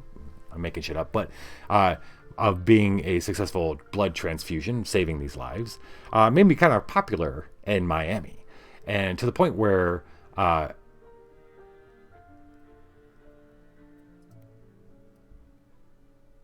yeah, right on. Interviews, yes. Dude, I was just gonna say the same fucking. That's like the words. Interview was so good. Is exactly you type it. I had read the books. I was 10 and I had read the books, and so I was like, at the time, I was like Brad Pitt and Tom Cruise, because but fucking did they nail it? I was like, hell yeah. I really wish they'd went further and did the Vampire Lestat. Really, that was my favorite book of all of them. It was so fucking good. And I think Tom Cruise would have nailed that book. It's too bad. R.I.P. Tom Cruise. Before Scientology. Okay. All right. Anyway, so this is what I was getting at. So I had attracted the elite of Miami, like a small social group who thought that they could that this whole blood transfusion thing could be the secret to eternal life. And they begged me at one of their parties to transfuse blood between them, and figuring out whose bloods were appropriate and that kind of thing, and maybe going searching for people with the same kind of blood type and swapping blood, because they thought there was, and it was fun to get drunk and not to get drunk into it, but to talk about how this was going to improve their lives. But I took it. I was like, okay, instead of draining off the people in the normal day-to-day job, this will be my own little pool of drinking. And yeah, they started. I mean, it was partly me drinking them, and part of them just being the not wicked, but too wrapped up in their own fucking shit. I know, right? Oh yeah, and Antonio was awesome in that. I remember that. He was great as fuck. I know. I got his fucking name on the top of my tongue. Thank you, Armand. He was very good. All right. Actually, I didn't really like Armand that much in the books, but he made me like him. So anyway, the group just eats themselves up from within, like jealousy and pettiness and wanting to have too much of somebody else's blood. And one of them got this idea that maybe if he got homeless people to come in and transfuse their blood, he could make the homeless people better or some shit. And thinking he was going to save the world. And ultimately, all this trading blood just gave them diseases and killed them. And yeah. And how the last community member, who were they? They were rich elites, a small rich elite group in Miami. How did the last community member die? The one who thought he was saving people's lives. Is it him?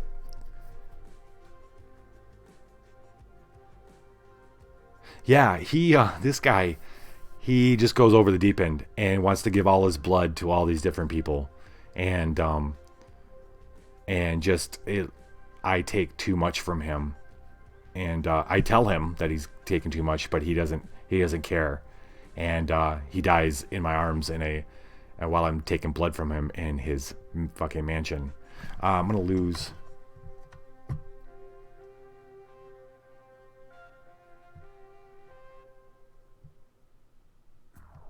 He's Oprah, yeah, and you get blood, and you get blood, and you get blood. We are going to lose a resource. We'll just go ahead and lose the knife because I haven't really. Oh, whoa, hold on. Hold the phone. We're going to cross you off. All right, and then I scavenged a resource. I'm going to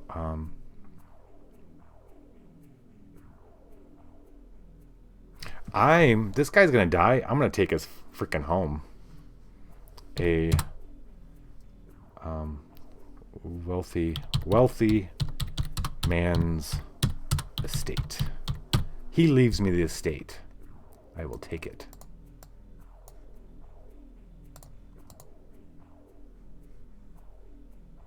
All right, let's fucking write that out. Breaks out. I barely escape. Oh, here we go.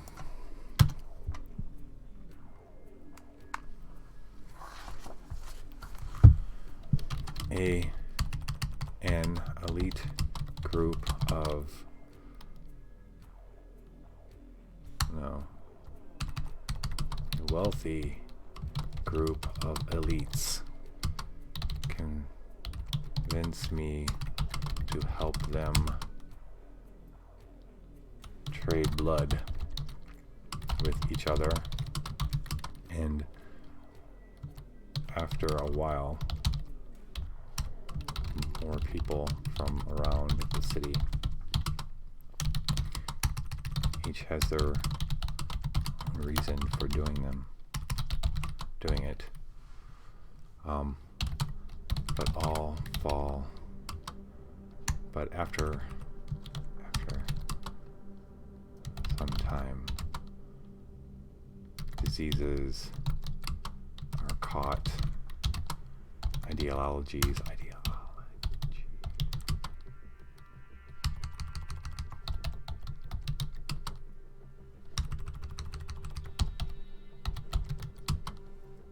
Okay.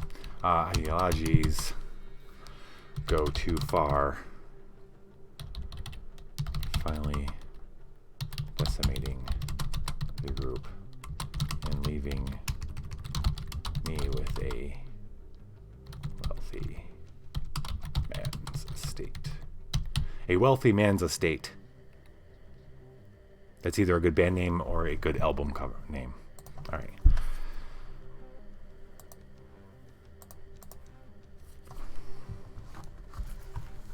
All right, let's get another roll here and see what happens. 27. 25. Your methods for acquiring victims are no longer effective. What has changed? Lose a resource and create a skill which describes your new feeding techniques.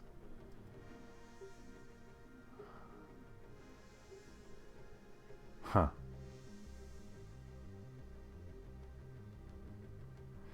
The advances in science and medical technology has there's been an influx of people with the skills of performing blood transfusions.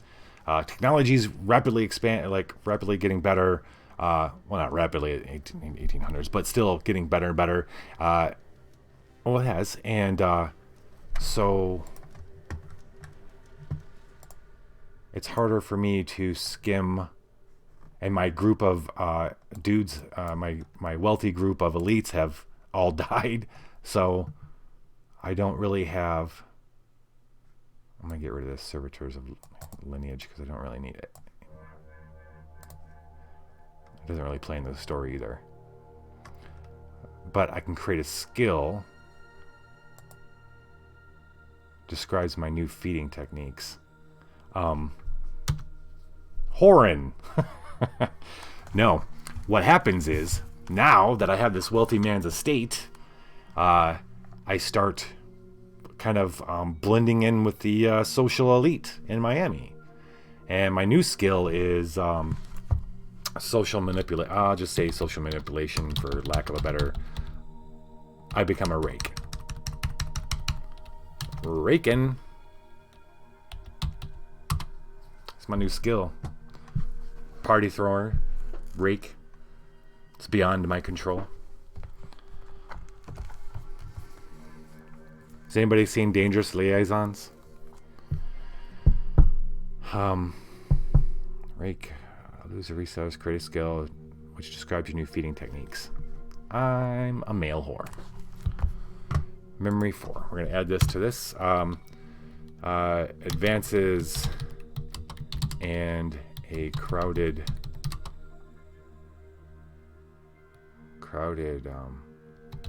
work space. Advances and technology. Hold on. So, Dangerous Liaisons was with Michelle Pfeiffer, what's his name? Glenn Close and John Malkovich. And Malkovich plays a rake. And it's set in like the 1800s England. Yeah. It was beyond my control. It was awesome for a 14-year-old boy, man, or 13 or something. That is a great name for a trait. Magnificent Bastard. Yeah, the whole it's beyond my control. It's beyond my. That was a young Michelle. No, it wasn't. Well, Michelle Pfeiffer was young, but it was Uma Thurman who was really young in that. Okay. Advances in technology, and a crowded field made blood transfusions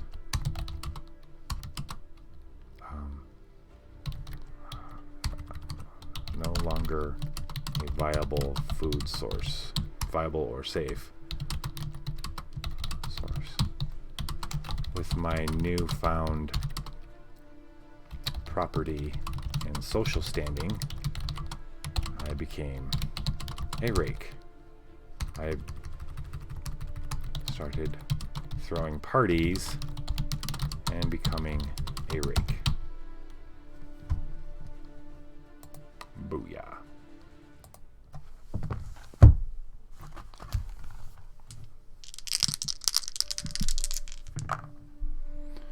Eight minus 6 is 2. I think we went to 27, didn't we? Yeah, but so we had to move down. So instead of wars, your secretive ways result in you being arrested as a spy. Check a skill to escape or lose a resource and gain a mark from the experiments performed upon you. Either way, create a mortal who heads a well-funded organization that imperils creatures such as yourself. Your secret ways result in you being arrested as a spy. Check a skill to escape. Okay, we're going to check a skill to escape. And we're going to create a mortal. So, I find a natural... Ishmael finds within himself a very natural leniency to the life that he's leading now in the elite social circles and throwing the parties and being the rake and being a good time. However, the method that he got and his he becomes the talk of the town. I become talk of the town. There's lots of rumors. There's lots of things said, and of course, after being a rake. There's a lot of negative things said too, so people have no problem blabbing about me, and I catch the interest of a certain group of people who were vampire hunters, and having come from blood infusions, come out of nowhere doing blood infusions, and then there are people who have disappeared in some of my circles that they've all kind of like. They pieced it together. And I'm going to check off a skill.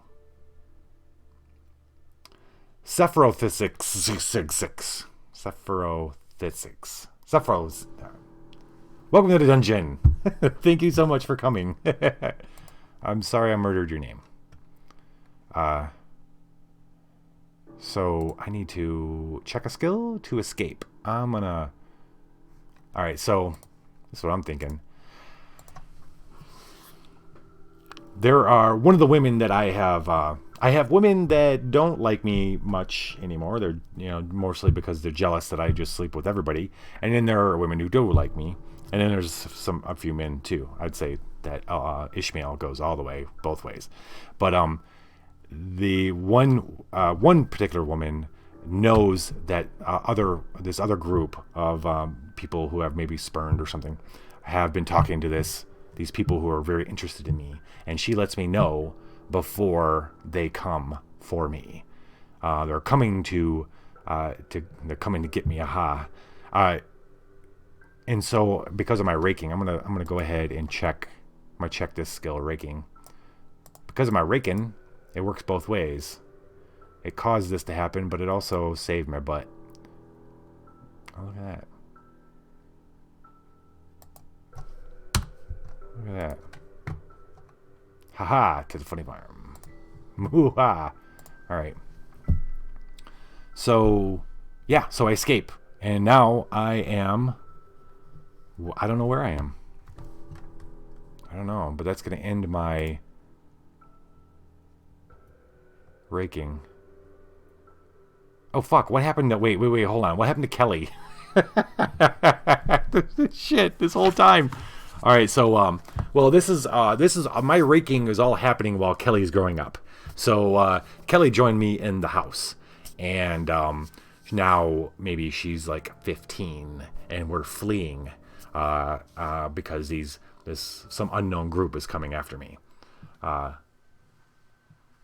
So that's what's happening with Kelly. Thanks for asking. I guess I got to.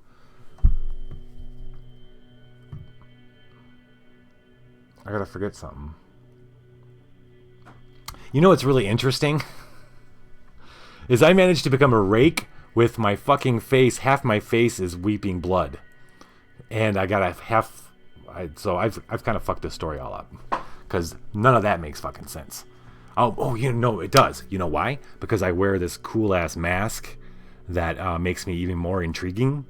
And just my natural charm and confidence... and my vampire ways, I'm able to sway people my way. You get amazed at what people do if they think you're rich. So I wear a half mask. There, boom.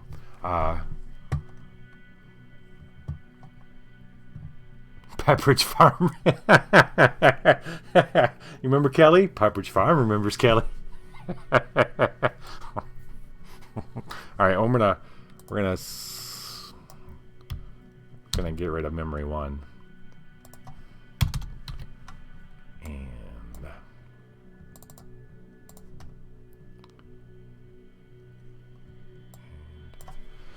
Kelly and I flee Miami after I get wind of a group of people that are a little too interested in who or what I am. This is after, oh wait, thanks to a, we'll just say that. Kelly and I are on. Okay. This is just me on the. Oh, what a great song for this fucking part. Okay. I am curious of something. What numbers do we start seeing? Oh, wow. Wow. That goes fucking far. Holy shit.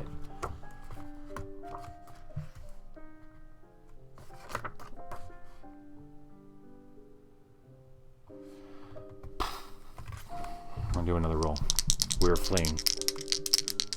What? Last war poodle? What? What the boo? Don't say that kind of shit out loud, bro. It's okay, man. I'll fill you in. Oh, 7 minus 1 is 6. We are at 33. You are the prisoner of Azkaban. 33. You know where the old things are. Create a resource and make an enemy character into a friend. Well, I am fleeing. I didn't know that was a thing, making an enemy character a friend, but I have an enemy. I have 2 enemies. Right on.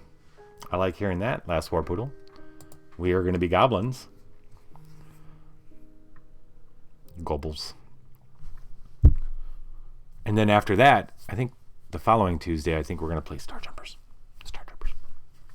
Star Jumpers. Claudia the Painter. If any, to remind people who might not know, Claudia is a little bit of a sorceress who paints people in order to steal their vitality. I ran into her in New York. She convinced, jealous of my sway on the leadership in New York, the colony at the time, she convinced the chief of police to raid my brothel and burn it to the ground. I barely escaped my life. I think it's time to get back to New York. You know where the old things are. And just as I get back into New York, I see placards up for posters up for this famous painter who's looking for subjects to paint. She's still up to so she's a one-trick pony. She stays alive by painting people. And I'm going to create a resource and make an enemy character into a friend. Claudia is going to become my friend. The painting. So, I have a lot of money. In my raking days.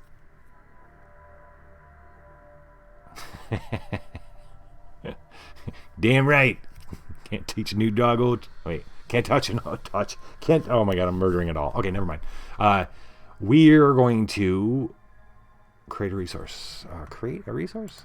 Okay. I'm buying a fucking painting. We go into, out of curiosity, I have some money now. I visit her art studio, and lo and behold, I find the painting she did of me, which didn't work the way she wanted to. That was where it all started. Is she tried painting me thinking she'd steal my life force, but I'm a vampire, and whatever soul, I don't have a soul, so she wasn't able to steal it. and to feed herself. And that pissed her off. I find my painting, and she doesn't recognize me at first. Things are different. I've got a mask on half my face, right? I don't think I might not have had the red eye at that time. So she doesn't recognize me right off the bat, and I buy my painting, and I pay her really well for it. So the new resource is my painting. And then she recognizes me, and it's been, I would say, it's been like 100 and some years.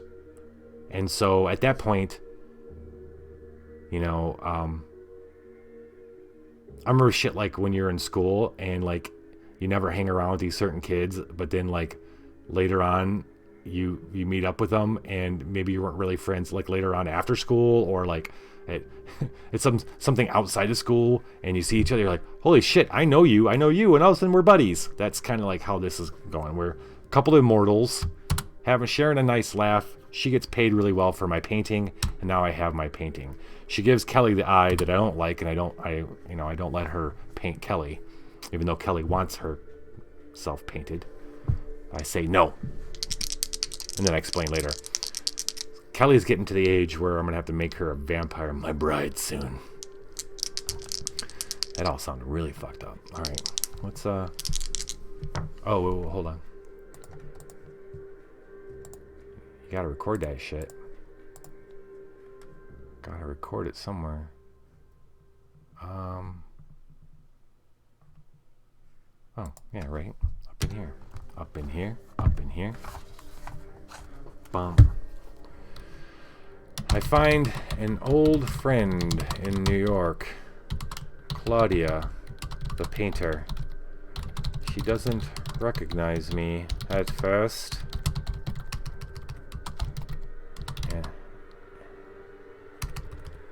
First, at least not until I purchase the painting of me she still has.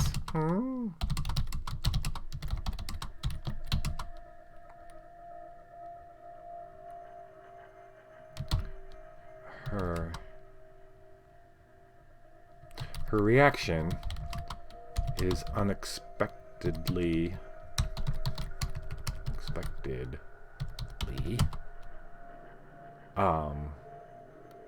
amicable. We share short stories of the last 100 years since we've seen each other.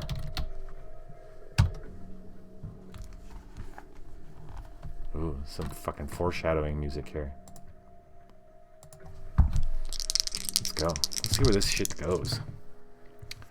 Oh, I don't want to go backwards. Wait, we're not going backwards. We're going right where we are. You publish a book, or in some other way cement a memory, either current or from your diary, in such a way that it could never be lost. Draw a star next to the memory to indicate this, and change the memory to make it slightly less interesting. This memory can never be changed or struck out. It no longer takes up a memory slot. Okay. Slightly less interesting, too. Well, what do I got? I got, tensions on the Great Fish on the way to Quest Foundry. Thanks to SB. I manipulate the crew and captain to make SBs before we find the... Alright. That... I don't know how I make that less interesting, because it's not that interesting to begin with. What else I got?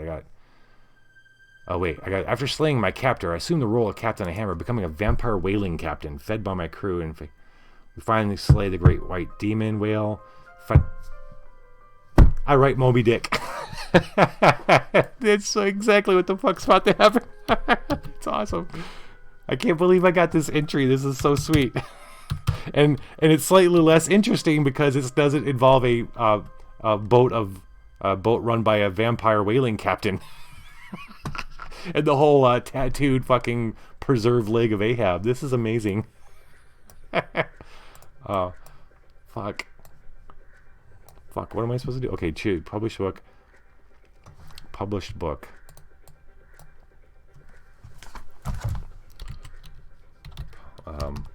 Wrote Moby Dick.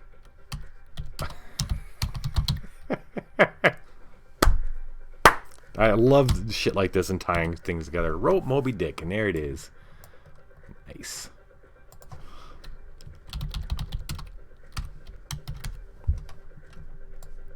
Shit, what the fuck's gonna happen next, man? Okay, I did that. Wrote the book. I don't get anything for that? No, I just... Okay. Draw a star next to... Well, no. That's not gonna happen.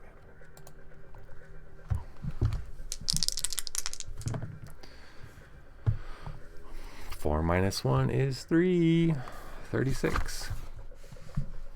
The deceptions you practice fool even yourself. Combine any 3 traits to fabricate an experience that you believe to be true.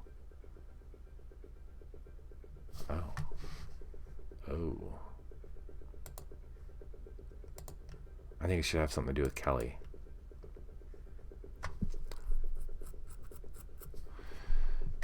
Okay, this is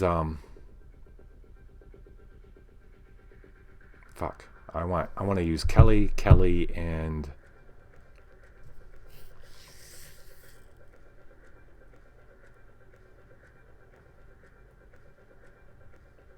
what?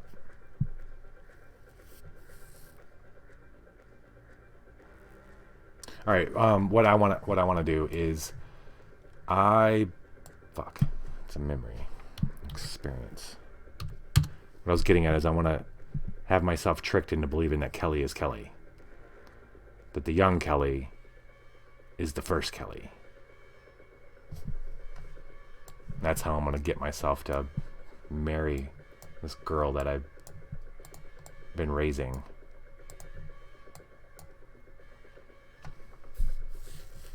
Because I am a fucked up vampire.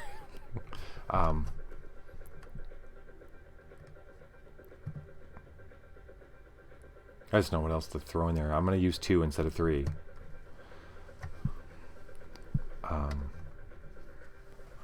Oh, I'll just say, okay, you know what?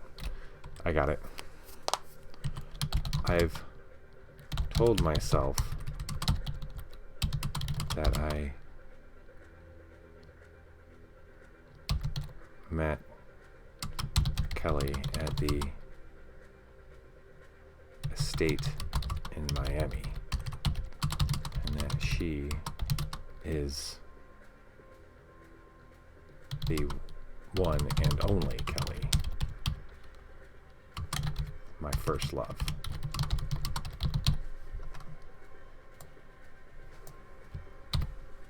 That's what happens when you're alive for a few hundred years. Shit starts getting weird and muddy.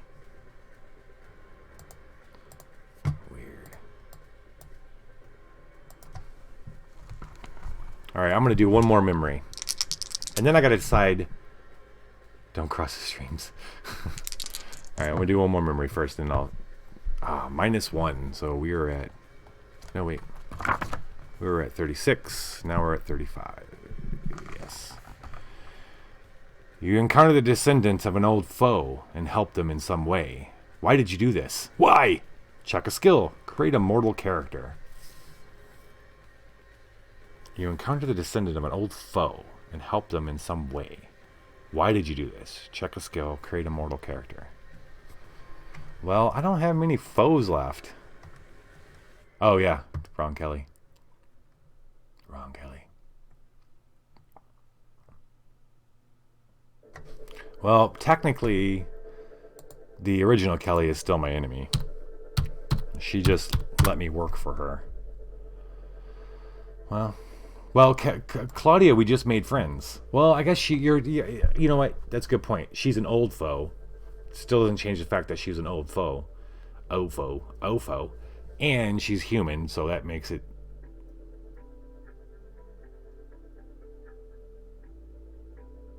Well, I'll just say, that's easy. Yeah, it's Claudia. And I helped her because we had become friends. You know? I think... So, Claudia, when we meet her and share the stories over the painting, she tells us that she has a daughter the same age as Kelly. And,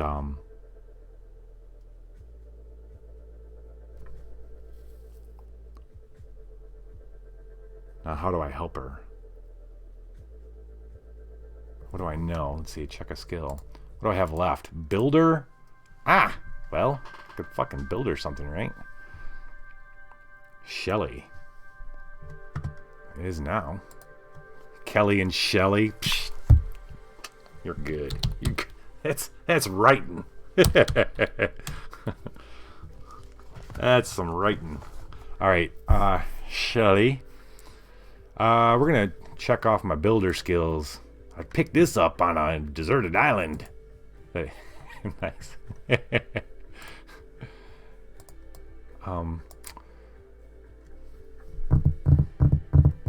Builder. This could just be as mundane as, oh, Shelly is in the performing arts. Okay. Claudia had told us that we need to come see her in I don't know if Central Park was built at this time. Was Central Park around in the late 1800s? When was it built?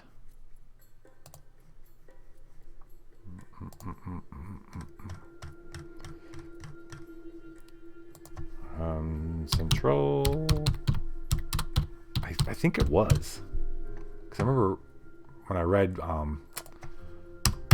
Devil in the White City or whatever, they had talked about Central Park. It was first approved in 1853. In 1857, yeah, boom, this is perfect. Completed in 1876. Fuck yeah. All right, so Shelly, like her mother, is a bit of an entertainer, and well, not entertainer, but a creative, and she is big on wanting to do plays. Now, when I go with Kelly to see her play, Kelly falls like head over heels for Shelly, and I enjoy it too. But the stage that they're on isn't, it's a very, just kind of thrown together. And I decide that I'm gonna help build them up. I do this for Kelly, and as much as I do it for Shelly, and I build them a better show them how and help them build a better stage. Right on, Awesome Age. Thank you for coming by. A question for you before you leave, if you don't mind. This is taking longer than I thought it would. I could do on this again next Saturday, or I'm gonna get back to my other games. I wasn't planning on taking that big of a break from other games, but I'm kind of digging this, and I kind of like to see where this goes. What about you? You're saying you're enjoying it, so maybe I'll keep it going, because I think this goes until at one point what happens is you get events that are game over events later on. Like, I guess it looks like getting up into the 70s, you start getting. So I guess we find out where this fucker goes. I kind of dig it too. But have a good night, Awesome Age. Okay, I'm gonna check my skill of builders. We're gonna leave it at that. I'm gonna quit too. I was gonna sign off at 2:30. So, lot happened.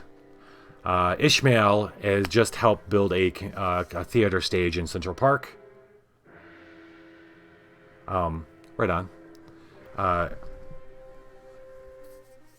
He is getting close to, I guess, you know what? He's made a deal, and I gotta remember this, because he made a deal with himself. I'm gonna write this down. We're gonna write down the memories before I sign off.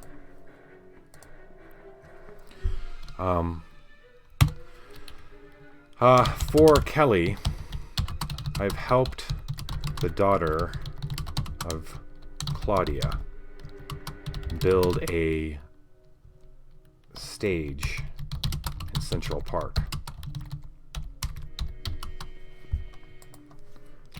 As far as my first love, Kelly, I've told myself I will marry Kelly and turn her on her 18th birthday.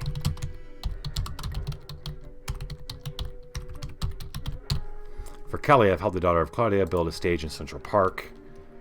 And, yeah, that's all I gotta say about that. Okay. So, I'm gonna marry Kelly soon. I wrote Moby Dick. Fuck yeah, dude. This is awesome. All right, I'm gonna end it there, and I think I'm gonna come back next Saturday to, or you know what, it might actually happen during this week because I'm now officially at home all the time. So, and I don't necessarily have to trade off next Saturday. I could get back to Apocrypha next Saturday, and I could do 1,000-Year-Old Vampire sometime this week.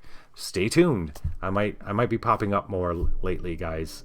Just so you know, if you see me, it's because I'm like, fuck it, I'm not going to work in the morning. I will be working in the morning, but I won't be going to work, so I could stream at night. So thank you all for joining me. Absolutely, absolutely thank you. And y'all have a great night. Last War Poodle. I'll catch you up on Drunks and Dragons if you want. And I'll see you Tuesday. All right. Y'all have a great night. Viva la Dungeon. Oh, wait, hold on. I'm going to do Viva la Dungeon for the YouTubers. Viva la Dungeon. And then, I don't know, you guys want to raid somebody? Who's left? Is it just you, Poodle? Turk, you on too still? I don't know. Who's on right now? Is anybody on? Spooky's on. That's about it. That's like nobody's on.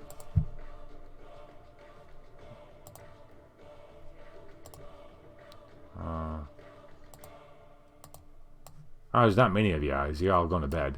All right, you all.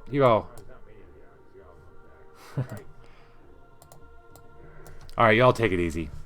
I'll see you later.